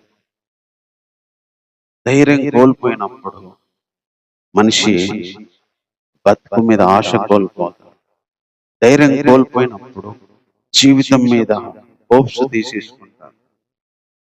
అందుకే ఎంతో మంది ధైర్యం కోల్పోయి భయంతో చనిపోయిన వాళ్ళు. హృదయం అధైర్యపడింది ఎన్నో సందర్భాలు. హృదయానికి ధైర్యం సరిపోదు. హృదయానికి ధైర్యం చేత కాదు. హృదయానికి కావలసినంత ధైర్యం ఉండదు. కొన్ని అపాయాలు చుట్టుకున్నప్పుడు, కొన్ని దోషములు మనం చేసిన సరిం పట్టుకున్నప్పుడు, తల వెంట్రుకల్లాగా పెట్టుకున్నప్పుడు హృదయం అధైర్యపడింది. ఒక్కొక్కరి జీవితంలో ఒక్కొక్క పరిస్థితిని బట్టి అధైర్యం, ఒక్కొక్క పరిస్థితిని బట్టి మరి కృంగిపోతాం, ఒక్కొక్క పరిస్థితిని బట్టి అధైర్యం కలిగేది. ఆ ధైర్యంలో నిలబడలేదు. ఆ అధైర్యాన్ని బట్టి అసలు హృదయం బద్దలైపోయింది. కానీ దేవుడే రక్షకుడు. అలాంటి పరిస్థితుల్లో ధైర్యం ఇవ్వగలిగిన వాడు, అలాంటి పరిస్థితులు విడిపించగలిగిన వాడు, సహాయం చేయగలిగిన వాడు. ఇశ్రాయేలు ప్రజల సందర్భంలో కూడా అదే కనిపిస్తుంది. వాళ్ళు వెళ్ళి స్వాధీనపరచుకోవాలంటే వాళ్ళంతా గొప్పవారు, మేము వెళ్ళలేము, వాళ్ళ ముందు మాకు ధైర్యం సరిపోలేదన్న. కానీ దేవుడు వాళ్ళ పక్షాన ఉంటే ధైర్యంగా వెళ్ళారు. ధైర్యంగా వెళ్తామని చెప్పి ఒక ఇద్దరు చెప్తారు. అంటే ధైర్యం దేవుని బట్టి వస్తుంది. ధైర్యం దేవుని వల్ల కలుగుతుంది. గొలియాతు విషయంలో కూడా ఇశ్రాయేల్ అందరూ భయపడుతున్నారు. దావీదు ఒక ధైర్యంగా వెళ్ళాడు. అంటే అపోజిషన్ చూసినప్పుడు, కొన్ని పరిస్థితులు ఎదురుగా నిలబడినప్పుడు ధైర్యం పోతుంది. కొంతమందికి ధైర్యంతో ఎదుర్కోగలుగుతారు, కొంతమంది ధైర్యంతో ఫేస్ చేయగలుగుతారు. పారిపోవాలి, ఎంతోమంది ధైర్యం లేక పారిపోతారు. కానీ కొంతమంది ధైర్యంగా ఎదుర్కోగలరు. ఈరోజు మన జీవితానికి సంబంధించి ఏ ఆలోచనలు అధైర్యపరిచినా, ఏ పనులు అధైర్యపరిచినా, ఏ మనుషులు అధైర్యపరిచినా, యొక్క మన స్థితిగతుల్లో మనల్ని అధైర్యపరిచినా ధైర్యం ఇవ్వగలిగిన వాడు దేవుడు. ధైర్యంతో ముందుకు తీసుకురాగలిగిన వాడు దేవుడు. అధైర్యపడే అనేక సందర్భాల్లో కూడా దేవుడు ధైర్యపరిచేవాడు, ధైర్యంతో నింపేవాడు, ధైర్యంతో ముందుకు తీసుకెళ్లి విజయాన్ని ఇచ్చేవాడు. అందుకని అనేక అధైర్యపడే, మన హృదయం అధైర్యపడే రోజులని, సంవత్సరాలని, నెలల్ని అనుభవించాల్సి వచ్చింది, క్షణాలను అనుభవించాల్సి వచ్చింది. ఆ అధైర్యపడిన వేళ్ళలో కూడా దేవుడు మాత్రమే ధైర్యంతో ముందుకు నడిపిస్తాడు. తర్వాత ఇంకొక పరిస్థితి మనకు కనిపిస్తుంది. 42వ కీర్తనలో 5వ వచనంలో చెప్తున్నాడు, 4-5 వచనాలు. జన సమూహాలతో పండుగ చేస్తున్న సమూహాలతో నేను వెళ్ళిన సంగతిని, సంతోషము కలిగి స్తోత్రములు చెల్లించుచు నేను దేవుని మందిరానికి వారిని నడిపించిన సంగతిని జ్ఞాపకము చేసుకొనగా నా ప్రాణము నాలో కరిగిపోవచ్చున్నది. నా ప్రాణమా, నువ్వు ఎలా కలిగి ఉన్నావు, నాలో నీవేలా తొందరపడుచున్నావు. దేవుని యందు నిరీక్షణ ఉంచుము, ఆయనే నా రక్షణకర్త అని నా దేవుడని చెప్పుచు చెప్పుకొనొచ్చు, ఇంకనూ నేను ఆయన స్తుతించెదను.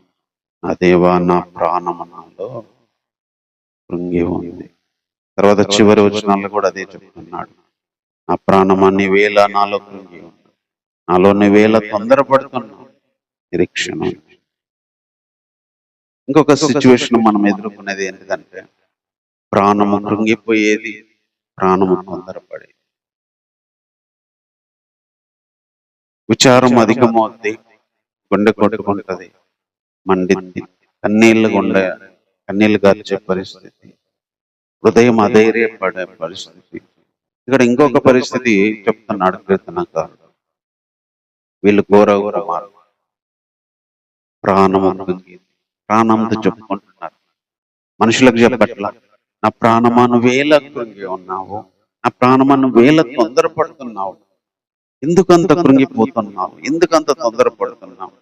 దేవుని యందు నిరీక్షణ, రక్షణకర్త నా దేవుడు ఇంకా ఆయన అని నేను స్తుతిస్తాను. ఇక్కడ ప్రాణం కృంగిపోవడానికి పరిస్థితి ఏందో తెలుసా? జనా సమూహాలతో పండుగ చేసే సంవత్సరాలన్నీ గుర్తు చేసుకున్నప్పుడు దేవుని మందిరానికి వెళ్ళి సంతోషంగా వాటిని జ్ఞాపకం చేసుకుంటున్నారు. ఒకప్పుడు ఎంత సంతోషంగా దేవుని మందిరానికి వెళ్ళి జనాలతో వెళ్ళి సందడిగా ఎంత సంతోషంగా ఉండేది లైఫ్. ఇప్పుడు కృంగిపోయింది, కరిగిపోయింది. తర్వాత అలల వెంట అలలు, 7వ వచనం చెప్తాడు, అలల వంటి అలలు, తరంగాలన్నీ నా మీద పొర్లిపారు. శత్రువు బాధతో సంచరించాల్సి వస్తుంది. 9వ వచనం, శత్రువు బాధ, అలలు. మరి ఒకప్పుడు ఉన్న పరిస్థితిలో అన్ని గుర్తు చేసుకున్నప్పుడు ప్రాణం కృంగిపోతుంది. ఈ కీర్తనకారుడికి 3 విషయాలు చెప్తున్నా: శత్రు బాధ, అలల వెంట అలలు, ఒకప్పుడు జనాలతో సంతోషంగా గడిపిన క్షణాలు, ఇవన్నీ గుర్తు చేసుకుంటే ప్రాణం కృంగిపోయింది, ప్రాణం తొందరపడుతుంది. నా ప్రాణమా నాలో కృంగిపోయింది. దేవునితో కూడా అంటున్నాడు ఆ రోజు, నా దేవా, నా ప్రాణం నా వల్ల కావట్లేదు, ఇవన్నీ గుర్తు చేసుకుంటే నా వల్ల అవ్వట్లేదు. ఒకప్పుడు ఉన్న పరిస్థితి, సంతోషం కలిగిన రోజులు గుర్తు చేసుకుంటే నా వల్ల కావట్లేదు. ఇప్పుడు వచ్చే అలల మీద అలలు నా వల్ల కావట్లేదు. శత్రువులు అనే మాటలు నా వల్ల కావట్లేదు. ఒక పక్క శత్రు బాధ, ఒక పక్క అలలు వెంట అలలు, ఒకప్పుడు ఉన్న పరిస్థితిని గుర్తు ఎన్ని వస్తున్నప్పుడు నా ప్రాణం కృంగిపోయింది, నా ప్రాణం తొందరపడతా ఉంది. నేనేం చేయాలి? ఇప్పుడు తన ప్రాణానికే చెప్పుకుంటున్నాడు, దేవుని యందు నిరీక్షణ ఉంచు, దేవుని యందు నిరీక్షణ ఉంచు, ఆయనే నా రక్షణకర్త, నా దేవుడు అని చెప్పుకొని నేను ఆయన స్తుతిస్తా. కృంగిపోయిన పరిస్థితుల్లో మనము ప్రాణం తొందరపడతా ఉంటుంది, ప్రాణం కృంగిపోతుంది, లేవడం చాలా కష్టం, లేపుకోవడం చాలా కష్టం. ఇలాంటి పరిస్థితులు కూడా దేవుడే రక్షకుడు, దేవుడే రక్షణకర్త, దేవుడే సహాయకుడు. ఆ పరిస్థితి కృంగిపోయి ఏ పరిస్థితుల్లో, అది అలల వల్ల కృంగిపోని, లేకపోతే ఇంతకు ముందున్న సంతోష దినాలన్నీ జ్ఞాపకం చేసుకోవడం వల్ల కృంగిపోని, లేదా ఇప్పుడు కలుగుతున్న శత్రు బాధ వల్ల కృంగిపోని, ఏ విధంగా నా కృంగిపోయినా ఈ పరిస్థితుల్లో, తొందరపడుతున్న నా ప్రాణం తొందరపడుతున్న ఈ పరిస్థితుల్లో, నా ప్రాణానికి ధైర్యం నేను చెప్పుకుంటా. ఎలా అంటే, ఇంకా ఆయనే నా దేవుడు, ఇంకా ఆయన నా రక్షణకర్త, ఇంకా ఆయనే నా సహాయకుడు అని చెప్పుకొని స్తుతిస్తా, ఇంకా స్తుతిస్తా. అంటే ఒకప్పటి సంతోషాలు లేక, అలల వెంట అలలు వస్తాయి, పోరాటాలు కలుగుతున్నా కూడా, అలాంటి దెబ్బలకి ప్రాణం కృంగిపోయినప్పుడు దేవుణ్ణి బట్టి స్తుతించగలిగే ఒక ధైర్యం తెచ్చుకుంటారు. మన జీవితాల్లో కొంతమంది కుప్పకూలిపోతారు, కొన్ని నష్టాల్లో కుప్పకూలిపోతారు, కొన్ని అనుకోని ఇంట్లో జరిగినప్పుడు కుప్పకూలిపోతారు, కొంతమంది చనిపోతే కుప్పకూలిపోతారు, కొన్ని మంది ఉన్న ఒకేసారి కోల్పోతే కుప్పకూలిపోతారు, సడన్ గా అనారోగ్యం వస్తే కుప్పకూలిపోతాం, కొన్ని మాటలు వస్తే కుప్పకూలిపోతాం, కొన్ని పరిస్థితులు అనుకోనివి జరిగినప్పుడు కుప్పకూలిపోతాం. కృంగిపోతే ప్రాణం తొందరపడింది.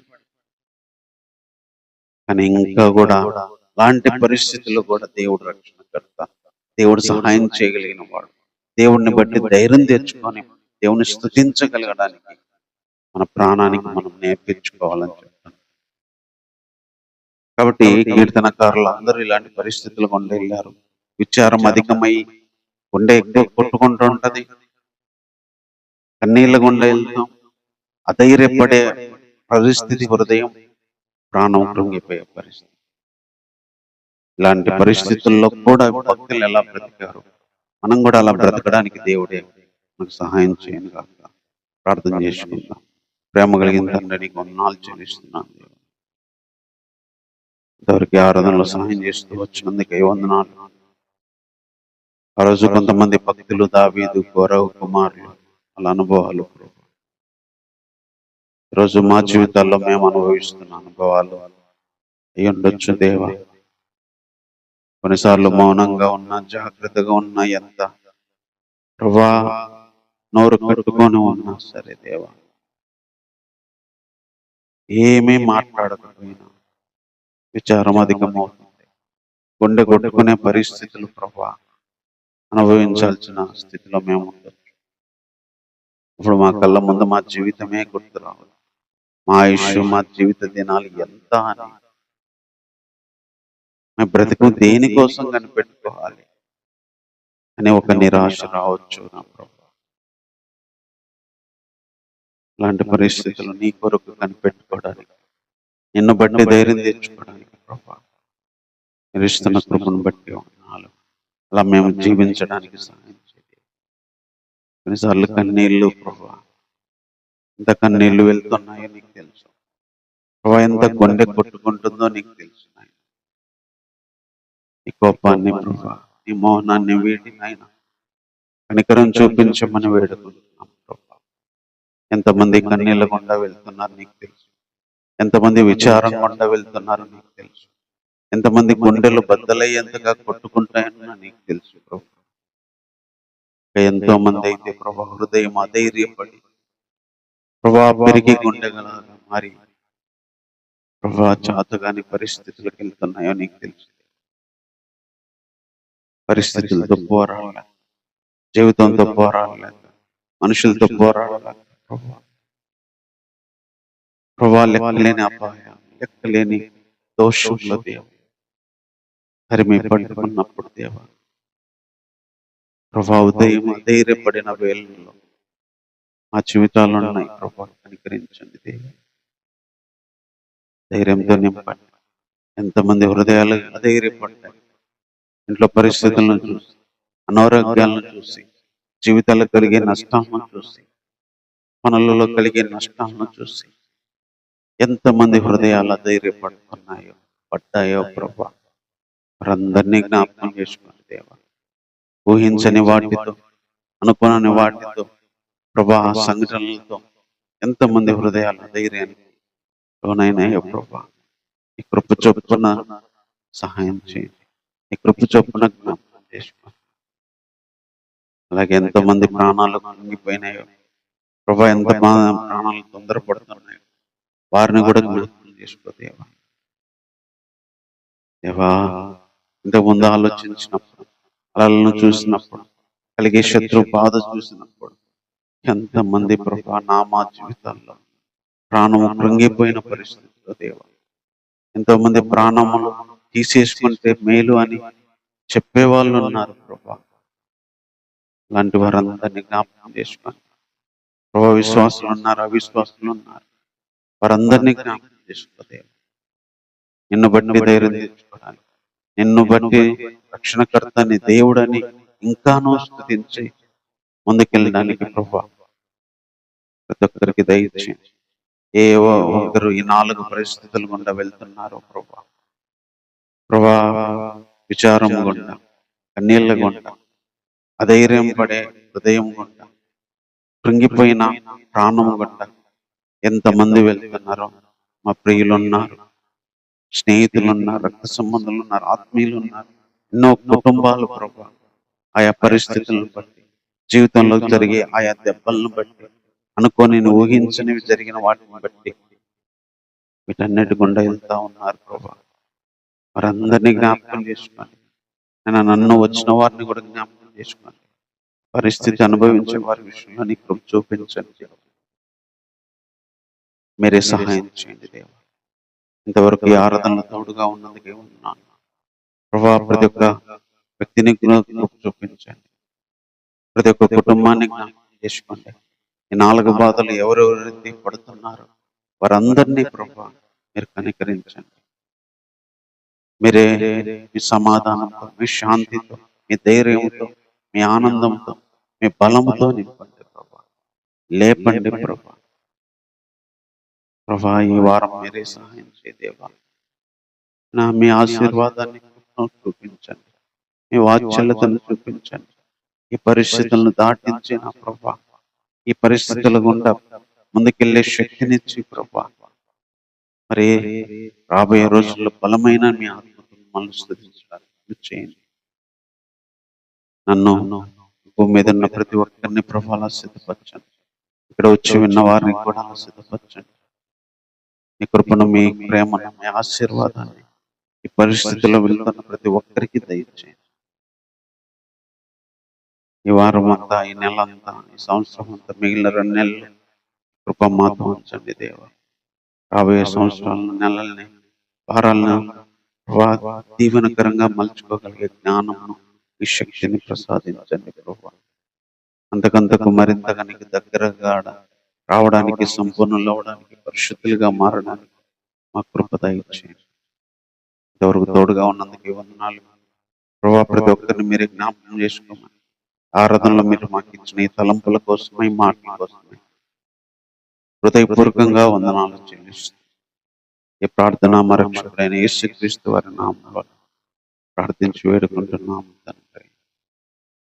ఆమేన్. మన తండ్రి అయిన దేవుని ప్రేమ, మన కుమారుడు, మన రక్షకుడైన యేసుక్రీస్తు వారి కృప, పరిశుద్ధాత్మక సహవాసము, సన్నిధి ఈ 4 అనుభవాల్లో వెళ్తున్న ప్రతి ఒక్కరికి, ఆ భక్తులకు సహాయపడిన ఆ దేవుడు మనకును ఇలా వెళ్తున్న ప్రతి ఒక్కరికి సహాయం చేసి నడిపించండి కాక. ఆమేన్. అందరికీ వందనాలు.